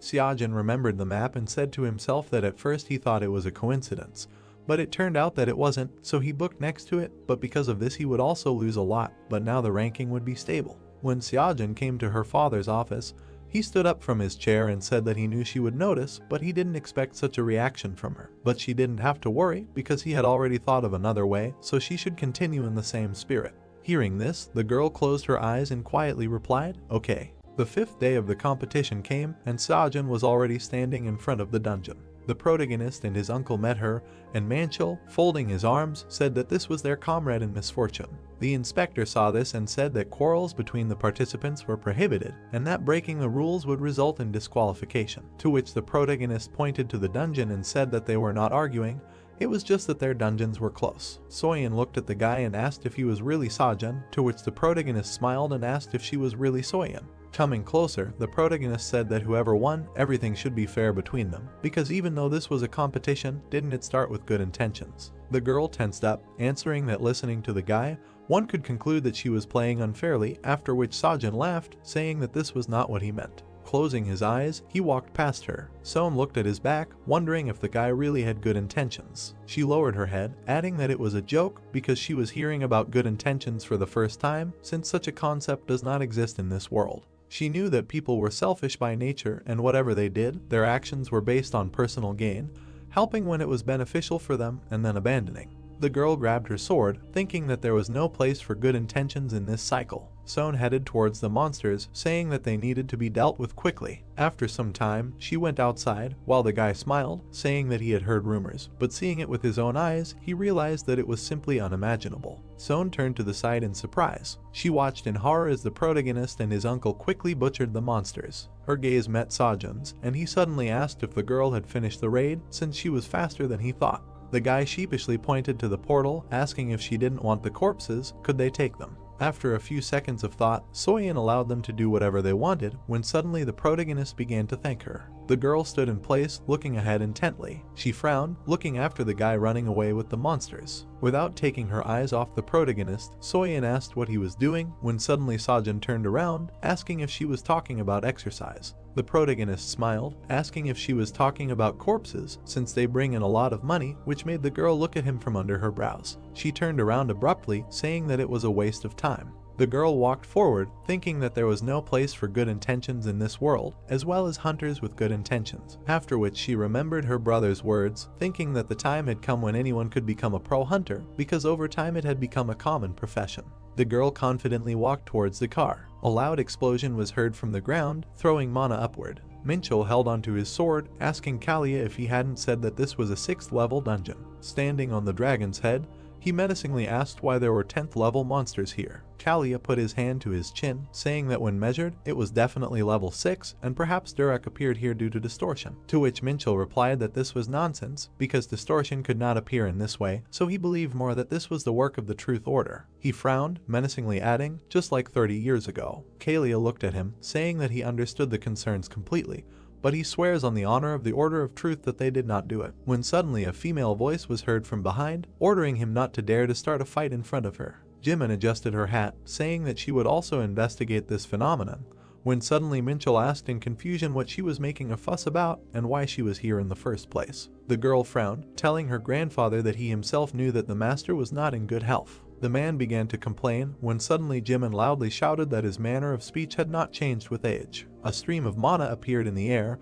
which the girl felt, saying that it did not seem like a distortion. Jimin turned to her grandfather, asking if anything strange happened to him while clearing, when suddenly Minchel folded his arms over his chest, answering that it was only a level 10 monster, so no. He suddenly added that he didn't say that it could be a distortion, to which Jimin replied that it was hard not to admit it, but it was, since it hadn't happened since the Berserker appeared, when Kalia suddenly asked what would happen if the same thing happened to the other dungeons. The girl thoughtfully raised her head, saying that although this chance was low, it still couldn't be ignored. She looked at them, adding that they needed to gather more information, and she would ask the head of the association to remeasure all the low-ranking dungeons. The girl's mouth fell open in surprise, asking if these were dungeon gates, to which the guy replied that it was rare, but he had seen quite a few cases where 2 dungeons were connected. They came closer, looking around. Without taking their eyes off him, the guy added that this was the first time he saw 3 dungeons in one place. The next day, a man with an axe on his shoulder scratched his head in confusion and asked if this was really his armor, adding that he seemed to have gotten it wrong. In another place, another man scratched his ear and said that he didn't even know why he was wrong everywhere. And in another place, an old man waved his hand at the protagonist with his uncle's hand and said that he didn't know this wasn't his dungeon. That same day, the house shook from Mankal's furious scream. He waved his fists and shouted that wherever they went, they were everywhere, had even the inspectors become bribable, and the protagonist looked at the results, in which he had cleared 5 dungeons today, and Seoyun 26, and said that he was glad the previous method did not work. They found another way to stop them. Seoyun also could not hold back and, raising her fist, furiously shouted that this would not work anymore, so she would rebel even if she had to use her grandfather's name. After a while, a letter was ready, inside which was that if another participant made an unauthorized raid in a reserved dungeon, then at the discretion of the inspector, the owner of the reservation could be credited with points as compensation. The protagonist looked at his phone and thought that the pass could not be returned, but there were still a couple of days left until the end of the competition. Driving in the car, he wanted to say that now everything would go smoothly, but did not have time as they stopped abruptly. A car stopped in front of them, the owner of which apologized for the fact that his car was accidentally. There were many cars on the road, and almost everyone interfered with the main character, asking what he should do because he stopped abruptly where his keys were. At the end of the day, Xiaojun cleared 21 dungeons and Soyun 24, thanks to which she overtook the guy. At home, Soyun approached the guys and said that they all insisted that they had nothing to do with Soyun, but the head of the dungeon management promised to deal with this matter directly, to which Manchel shouted that by then it would be too late. Then the girl pointed her finger and replied that she recently found out that Soyun's father Seokman is the director of the academy she goes to. Hearing this, the uncle angrily looked at Soyun and asked, "Seokman?" Raising her hand, the girl explained that he was a former A-level hunter, one of the few people her grandfather had acknowledged, to which Manchel asked in surprise if he was really a professional hunter acknowledged by the Star Sword himself. Was he really that strong? No, but he was a gifted talker, so he had connections everywhere, Saiyan replied, to which Manchel sighed in displeasure and said that he was not even surprised. The girl's voice could be heard in the bright room, saying that that was why she was afraid that they would not be able to conduct an investigation. Even if his involvement in the case was found out, it would be too late, although if the grandfather intervened, everything would be smoothed out quickly, to which the protagonist said that he did not think the Star Sword would agree to this, after which Saiyan replied in disappointment that she thought so too, but now she could not even contact him. Then the uncle asked what they should do, because they could not just give up the victory, after which the 3 sat in silence. After a while, Seiyun lowered her head and apologized to Seojin for not being able to help him. Hearing this, the guy was very confused and with a very sad face said that she had helped them all this time, supported them and stood up for them, and if it weren't for her, everything would have been much worse. Manchel folded his arms and said that the guy was right, because she did everything she could, the rest was up to them. Suddenly, he pointed at the main character and exclaimed, or rather from this kid, adding that he should lay out what was on his mind, because he was sure that he had already come up with something. Seojin suddenly smiled widely. The next day, the director slammed his fist on the table with all his might and shouted that they were overtaken again, but how could this happen?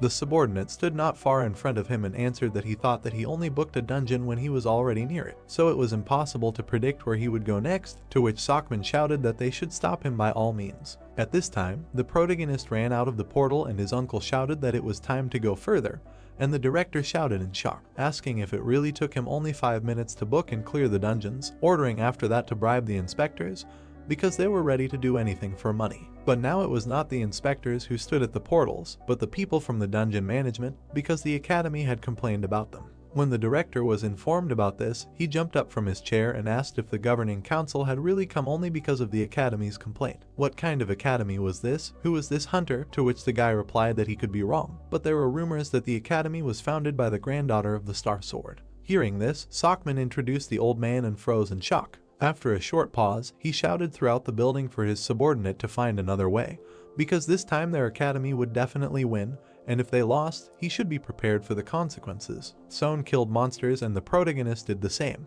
They overtook each other time after time, and in the end, they both cleared 141 dungeons. The highest committee gathered in the competition organizer's office. The girl shouted at the guy in rage, asking how a participant who committed various types of cheating could win, to which the guy shouted back for her to watch her language, saying that they were the ones who caused the accident.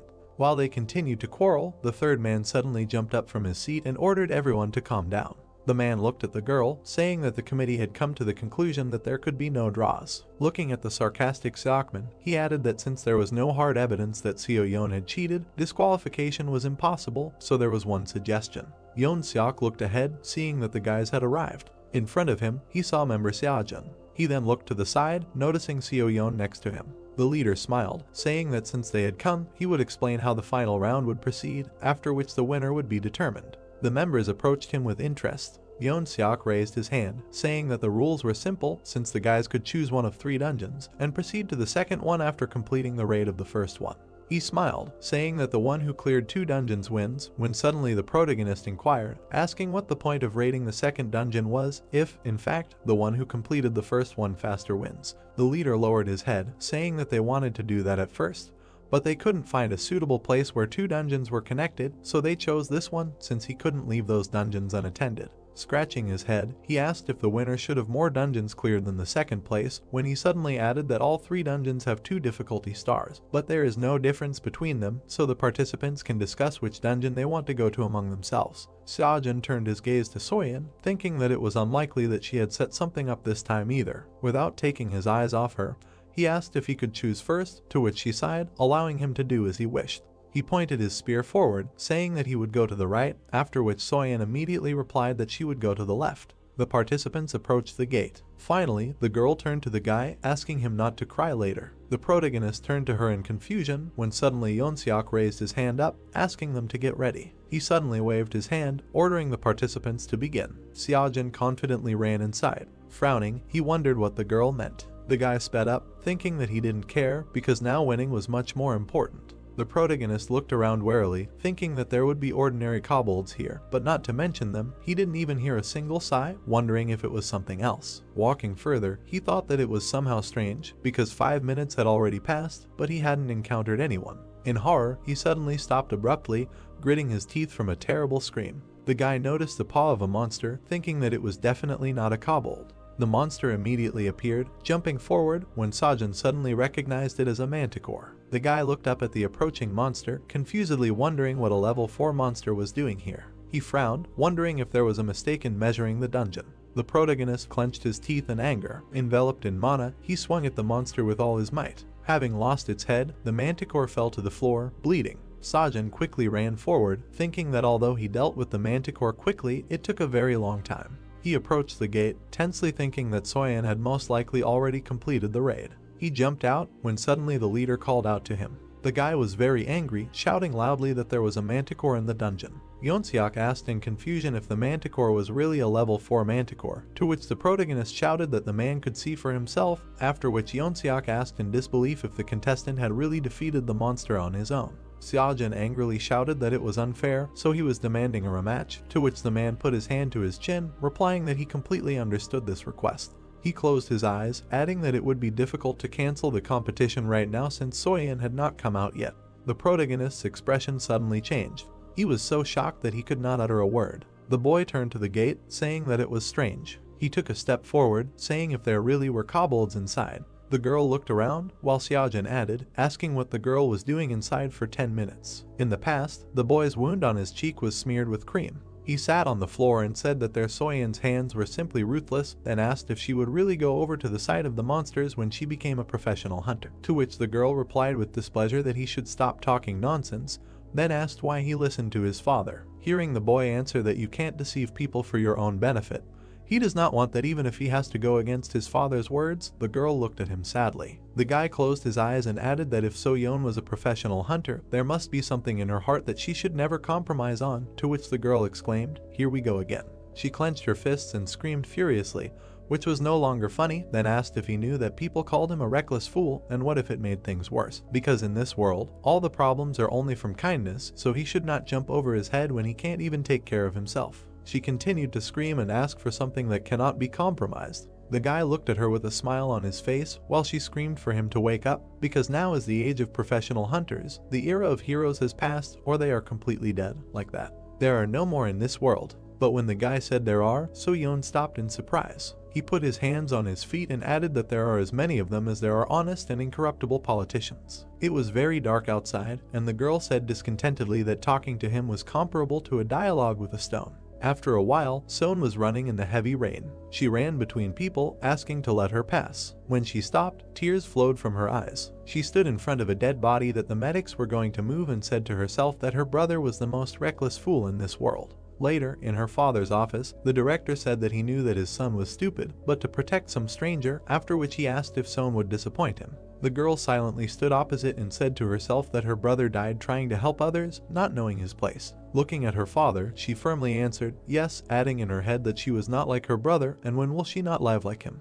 At the moment, she was walking through the dungeon. She looked around and asked herself why no one was coming out. The protagonist stood outside and asked in surprise if she hadn't come out yet.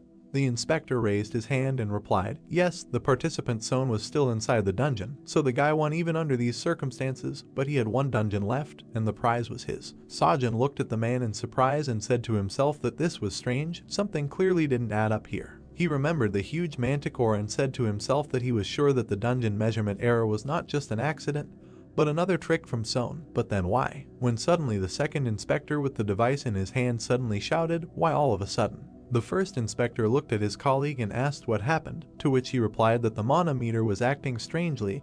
It only showed 3 stars and then suddenly 4. The protagonist suddenly sank into memories, remembering how he asked the Star Sword what the distortion of the dungeon meant and what the distortion of magic meant, to which the old man told everything in detail. The boy's eyes showed horror as the inspectors talked among themselves that it seemed like the device had broken. One of them put his hand to his chin and said that just in case, he thought they should call professional hunters to investigate. Turning to the protagonist, he said that they had found a mistake, so he would continue the competition later, but before he could finish speaking, he did not find Sojin. There were only him and his colleague on the field. At this time, in the red portal, blood spurted from the girl's mouth. Soyeon, with her arm torn off, was sitting on the floor. She was eclipsed by the huge shadow of the monster. In front of her stood the 6-star monster Nerkura. Suddenly, it raised its head and roared furiously. The girl grinned in confusion, saying that this could not be. She knew that there was no justice in the world when suddenly the monster pushed off the ground. It quickly approached the girl, who was lying on the ground in fear. Soyeon closed her eyes, saying that she would not die such a stupid death like her brother. The monster opened its mouth wide, growling loudly. After a few seconds, the girl suddenly opened her eyes in shock.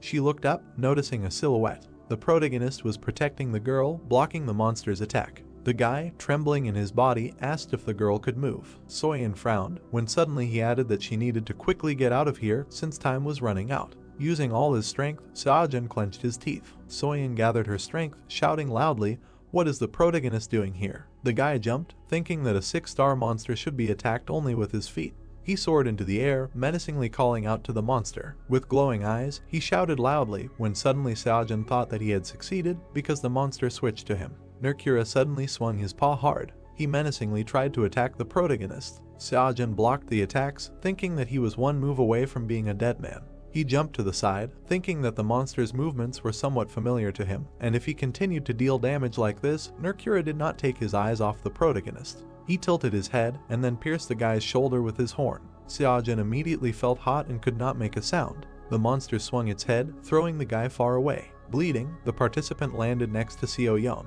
The protagonist gritted his teeth, trying to get up. Nerkira opened his mouth wide, screaming loudly. Seoyeon tried to catch his breath, saying that the monster was more agile than he thought, so it seemed like the fight would not end soon, and then asked if it was difficult for the girl to move. Seoyeon held his hand, asking why the guy was doing this. She did not take her eyes off him, loudly screaming why Seojin came to save her. What benefit did he have from this? She squeezed his hand, saying that it was none of the protagonist's business. Couldn't he just clear the last dungeon and win? Soyeon screamed, asking if she was wrong. Seojin came here for the money, to which the protagonist smiled maliciously, saying that she was right, he came for the big money. The girl looked at his back, ordering him to go away and win since he knew about everything she had done, or did the guy think that she would thank him for saving him? She added menacingly for the guy to forget about it, to which the protagonist frowned, saying no. The girl was shocked when suddenly Seojin said that her actions were wrong, so he had no desire to forgive her for it. Without turning around, he added that he did not think that this was the reason why Soyeon should die. The girl put her hand on the ground in fear as she heard Seojin say that it was hard to believe, but there would definitely come a day when they could meet again.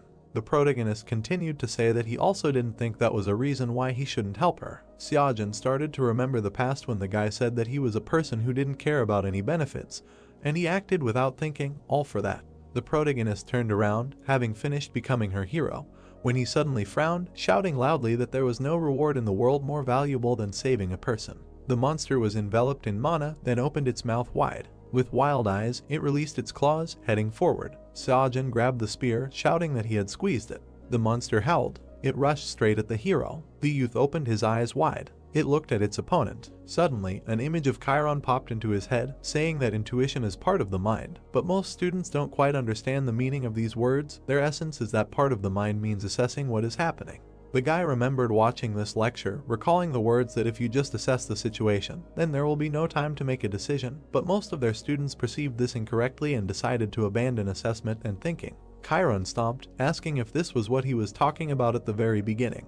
The hero was struck by lightning when he remembered the lecturer's words that intuition is part of the mind and you need to connect the mind with feelings. Seojin's eyes lit up blue. The monster was already close. The guy looked at it. At the last moment, he dodged the attack of the monster's paw. The same one simply hit the ground. There was a small wound on the hero's face, but he began to see. He blocked the enemy's attack because he saw all of his attacks. Looking at him, he realized that he could see every muscle. The young man dodged another attack with a jump. While in the air, he realized that at this rate he could hold out until the professional hunters arrived, because the inspector had most likely already called them. Below him lay a girl without an arm. Looking at her, he did not know how long she could hold out. Leaning against the wall, the guy realized that there was no time to do nothing. He jumped away from the wall. He lunged, because he had the power to tear mountains out of the ground and a spirit capable of turning the whole world upside down. He was heading straight for the open mouth of the monster. The protagonist's face was calm. Already flying up to the monster, he instinctively felt that the beast would not win.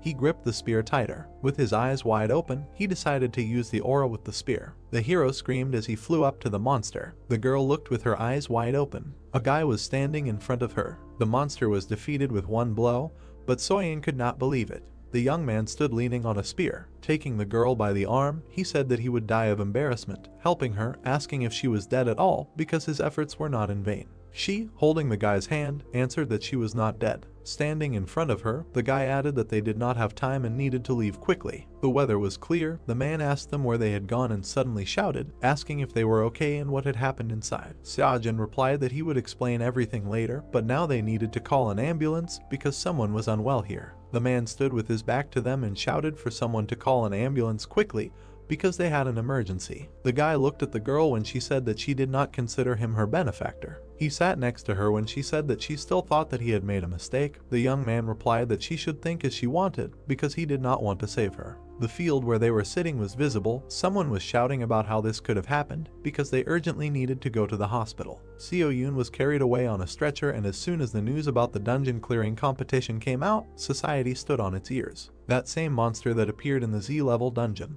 The guy understood that this was not a measurement error because there had not yet been a single case where the difference in levels was so big. People discussed this news, not understanding what kind of guy this Seo Jun was, but also all the attention was riveted to them, not only by ordinary people, but also by the association and the government. In people's phones, there was information about an ordinary student who went against Nerkura. A man in a robe stood in front of Kalia, saying that the apostle of abstinence was waiting for him, but the young man did not understand. He looked at the man as he added that it was probably about the distortions that had appeared in Korea. Jimin pointed at the phone, screaming that this was the man who had dealt with the distorted monster from Saiyan Academy. Grandpa, standing in front of her, answered in the affirmative, calling the guy an ugly dwarf. The hero was lying on his hands, upset about the money. The man sitting next to him asked if that was all he cared about, to which the boy exclaimed that yes, since he had won. Looking at the man, he continued to scream about how they had made a draw and whether they had gone too far by dividing the prize in half. He pointed upwards, saying that they couldn't even split the prize with rock, paper, scissors, or even mangacap, and the man replied that she had lost her arm. Frowning, the boy said that he had counted on it. Manchul asked if he had really lost his humanity because of his obsession with money. Saiyan entered the room while the boy was talking about trying aniki. The man did not understand why he had saved her then. The hero grabbed his head and screamed because he himself did not know why he had saved her. The girl could not understand what was wrong with him, and the man replied that she should not worry about it because he was crying because of a tie. She, looking at them, asked why the protagonist thought that they had split the money because he was the winner. With wide eyes, he explained that Soyeon had personally refused her winnings, and she had also revealed all the machinations that had been carried out during the competition. She was also in the next room, and the girl continued to tell him that she had also accused her father of this. The boy had a surprised expression, remembering her words about him making a mistake, not understanding why she suddenly did that. Also standing in front of them, Si-yoon explained that she came for something else, namely to convey So-yeon's words. Remembering the meeting with her, she repeated her words that she still thought that So-jun did wrong. She looked at Si-yoon, also adding that she thought that it was her mistake too. The hero's eyes widened, while the girl in the room added that she still didn't understand what she was talking about. Putting her hands on her hips, she also said that the protagonist would take the prize anyway, and besides, the government would take responsibility for what happened, and offered him benefits. Raising a finger, she began by saying that the couple would be exempt from taxes on the prize money and 100 million won as a bonus. With wide eyes, he exclaimed at the amount, while the girl replied that it was not a bonus at all, but something like compensation for damages. The boy raised his fingers and counted his winnings, and Si-yoon added that there was one more thing. She smiled widely, saying that their academy had finally been promoted to 3rd class. The hero also smiled, while the girl explained that it was thanks to his winnings, because now they met the evaluation criteria, and also added that they now had access to some privileges. And what was most important for the protagonist was that they could clear 4th level dungeons. While the boy thought about how he had been worried about being promoted to 3rd class and the money during the previous competitions. Looking at Si-yoon, he said that they were really lucky, to which she replied that it was all thanks to him. Seojin smiled widely, saying that she would now be able to slowly recruit students. Crossing his arms over his chest, Manchul noted that things had gone uphill, and the boy replied that now he wouldn't have to play with So-yeon for the winnings. The hospital building was visible. The hero offered them something to eat, offering to buy whatever they wanted. The man noted that as soon as the guy had money, he immediately gained humanity, adding that he wanted something more expensive. The girl said that she wanted sushi. He picked up the phone. He looked at it, realizing that the time had come. Scrolling through the transcendental store, knowing that the time for shopping had come.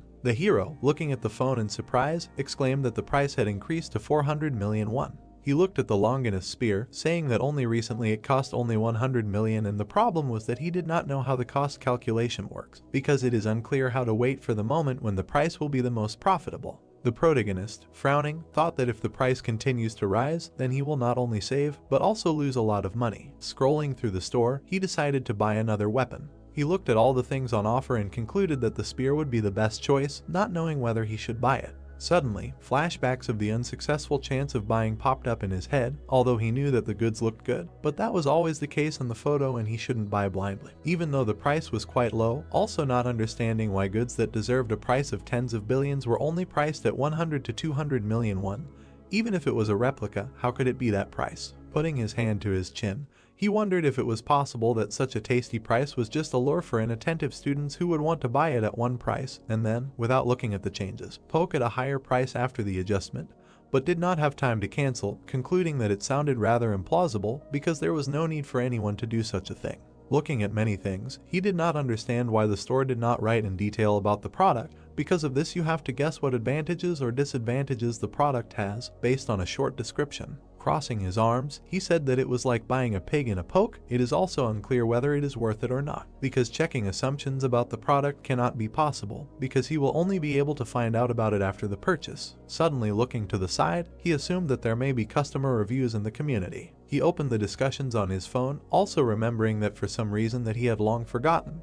He did not have an ID, so the hero cannot write posts in the community or comment on them, but he still has the ability to view them, not understanding why he did not start creating an ID earlier. Suddenly he saw posts about the products. Reading the information on the phone, he exclaimed that someone really bought 100 pieces of different weapons. A guy with a shield appeared on the screen. It was written that this thing is absolutely useless. The guy, squinting, continued to read about the ability of the shield, which can turn anyone who looks at it into stone, but the owner is not immune to this either. He lay down more comfortably, saying that someone really bought so many weapons, judging by such a long list. His eyes widened. He saw about kibises. This is an ordinary bag for carrying light things, but this is only at first glance. A little lower it was written that in fact this bag has spatial magic, helping to expand space to a fairly large size. It also has time-stopping magic and lightning. He saw images of this bag, reading that such goods are better bought as a replica and not expensive originals, which do not justify even the slightest bit of their price. Also a little lower it was written about the disadvantages, because since this is a replica, it does not reduce the weight completely like the original, but only by 70%, and the internal size is not infinite, but quite large.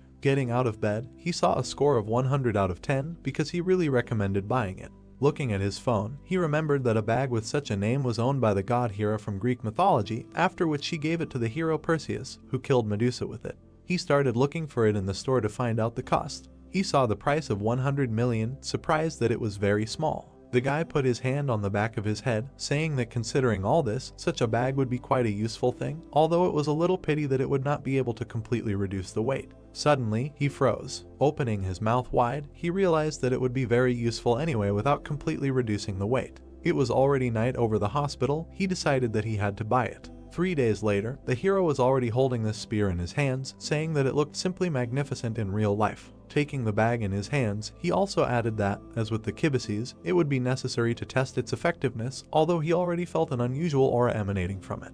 The guy began to cry because now his savings book was empty again, saying that he had no idea that this bag would change the prices so much when purchased, because apparently the store really was cheating. Putting his hand on his belt, he thought that in any case, he bought what he wanted and most importantly, that it justified the money invested. Saiyan came up to him from behind, asking if he was really going to the dungeon again, because not much time had passed since the last one and he should rest. The hero replied that he was completely fine, because he could not relax, knowing that he needed to earn more money. They stood opposite each other. She noted that he had only recently received the cash prize, to which he replied that he had already spent it.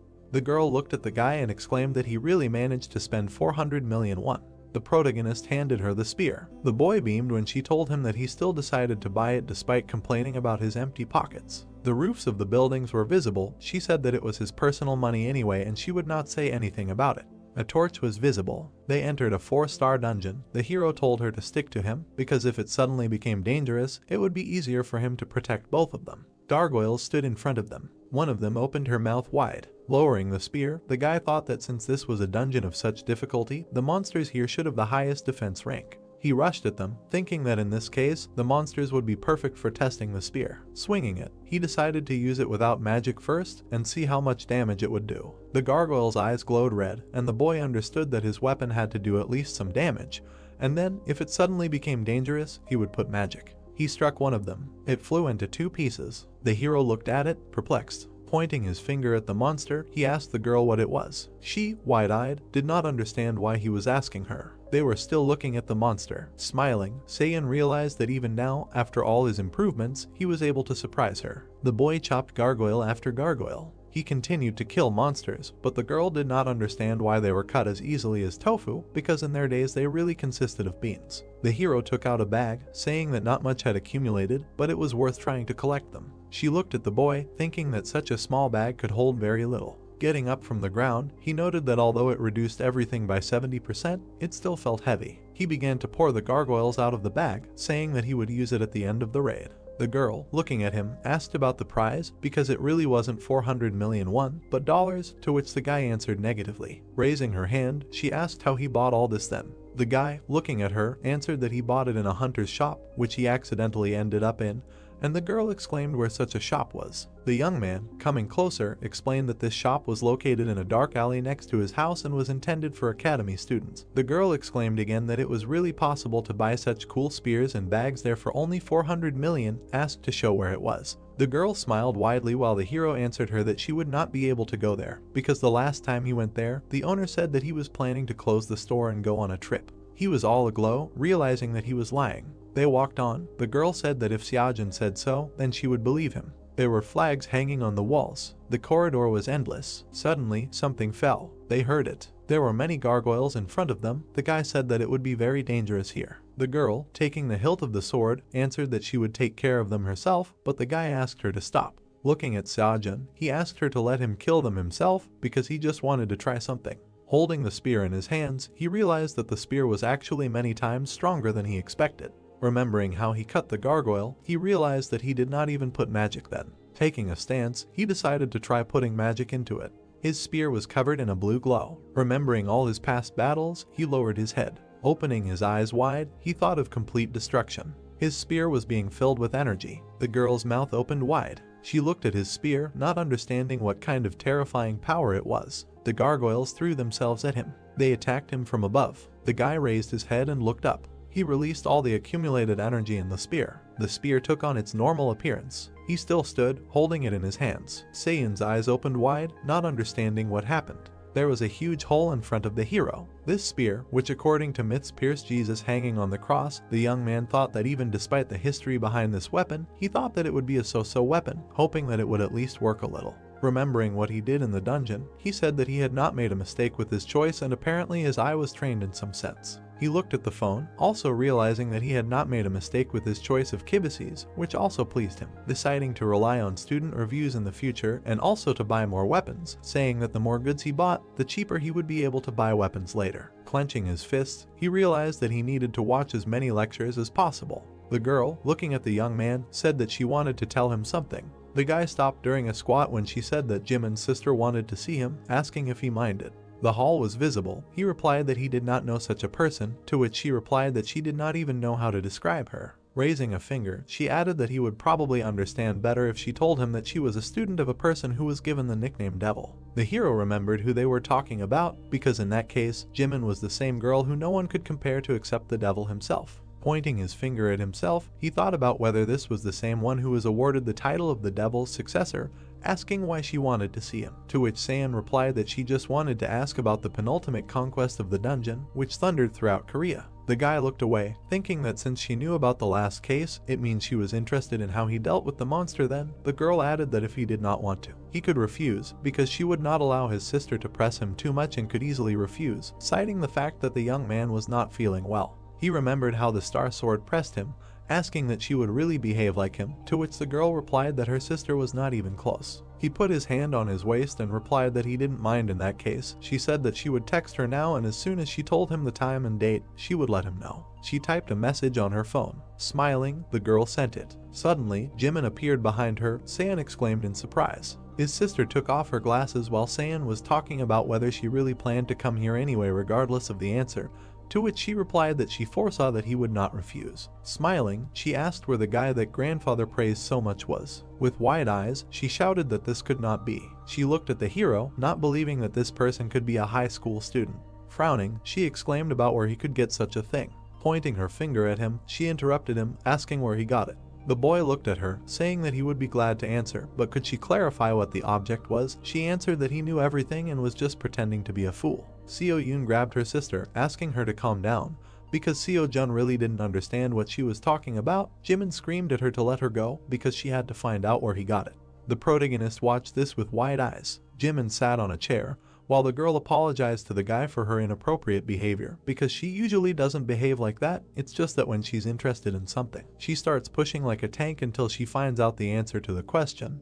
The guy couldn't believe that this was the one she was talking about. His eyes turned white when Seo Yoon explained that everything was correct and it was her. Looking at her, he asked why she looked so young then, since from what he heard, she was already well over 40 years old. The girl answered that she really was that old, she just applied some kind of magic to her appearance to look young. The guy looked at Seon, asking if that was really possible, but Jimin had already answered, saying that thanks to the imprinting magic, she can constantly maintain the appearance of her body when she was young based on the memories she has, adding that it seems quite easy from the outside. Raising her hand, she also said that it was actually quite difficult for her to master this magic. Pointing her finger, she shouted for him to now answer her question about where he got this magic bag. The hero did not understand what she was talking about. Taking it in his hands, he asked if she was talking about it. She answered in the affirmative, asking how he was able to create such a miracle, also asking if he knew how big the space was there. Looking at Seon, he asked what else her sister had managed to tell her, to which she replied that she hadn't told her anything at all, because as soon as she arrived she had immediately run inside, and before that they hadn't written to each other that often, adding that she was absolutely delighted with the bag. Her eyes widened even more when the hero told her that there was nothing in it that could delight her, but she cried out that this was the best thing that many people could only dream of. The guy tilted his head, listening to the fact that 4 magics were simultaneously activated in this tiny bag, namely, such as expanding space, reducing weight, cloning samples, and magic that she couldn't even recognize, asking what this miracle bag was made of, since it was able to withstand 4 different types of magic. The guy thought about how much she chatted because his ears were already withering. The girl's scream rang out throughout the room asking him to sell her the bag, but he replied that it would be quite difficult to do so. The guy's eyes widened when he heard the girl say that she was offering 1,000,000,000 won. Looking at her, he asked if the price was high and where she would get that kind of money, to which Jimin replied that considering the value of the bag, it was worth it and, moreover, she would be giving it away in parts, so finding that amount would not be a problem, especially since she had offered an even lower price since if you buy it in a store, you could pay several times more. The guy lowered his head while she was telling him to agree faster since it was not every day that you would have the opportunity to pay that kind of money. After all, he understood that he had only bought the bag for 300 million won, while the original one had been sold for less than 1,000,000,000 won. Looking at her, he thought that he was not Mother Teresa to tell her the truth, especially since she was a person who had money, and he did not think that Jimin would become poor, and also 1,000,000,000 won was an amount that would help solve the problems with paying off the kibises and several lectures. Looking at the phone, he replied that the bag was not for sale. Seon could not understand why, because the guy had problems with money. Jimin could not believe it. The guy sadly lowered his head, and she continued to shout that 1,000,000,000 was really not enough, because it seemed to her that this was a more than favorable price. Handing her the bag, he said that she should try to use it in practice and then she would understand why it was said that way. The bag struck her like lightning. It fell to the floor. Taking his hand, she could not understand why this was so. The hero replied that no one except him could use it. Holding the bag in his hands, he explained that she would not be able to touch it, so he was completely silent about resale. The girl's eyes were shining. She exclaimed that it really had not 4, but 5 spells cast on it, asking him where he managed to buy it. The academy building was visible, and the girl continued to shout that the hero should give her information and then she would pay 10 billion. The girl, squinting, said that the guy was leading to the fact that the store was near his house, but by a magical coincidence, he did not remember who sold it, and the store disappeared after your purchase, adding that she was sad to hear this, but apparently it was not meant to be. Putting her hands on her belt, she asked the hero to help her in one matter.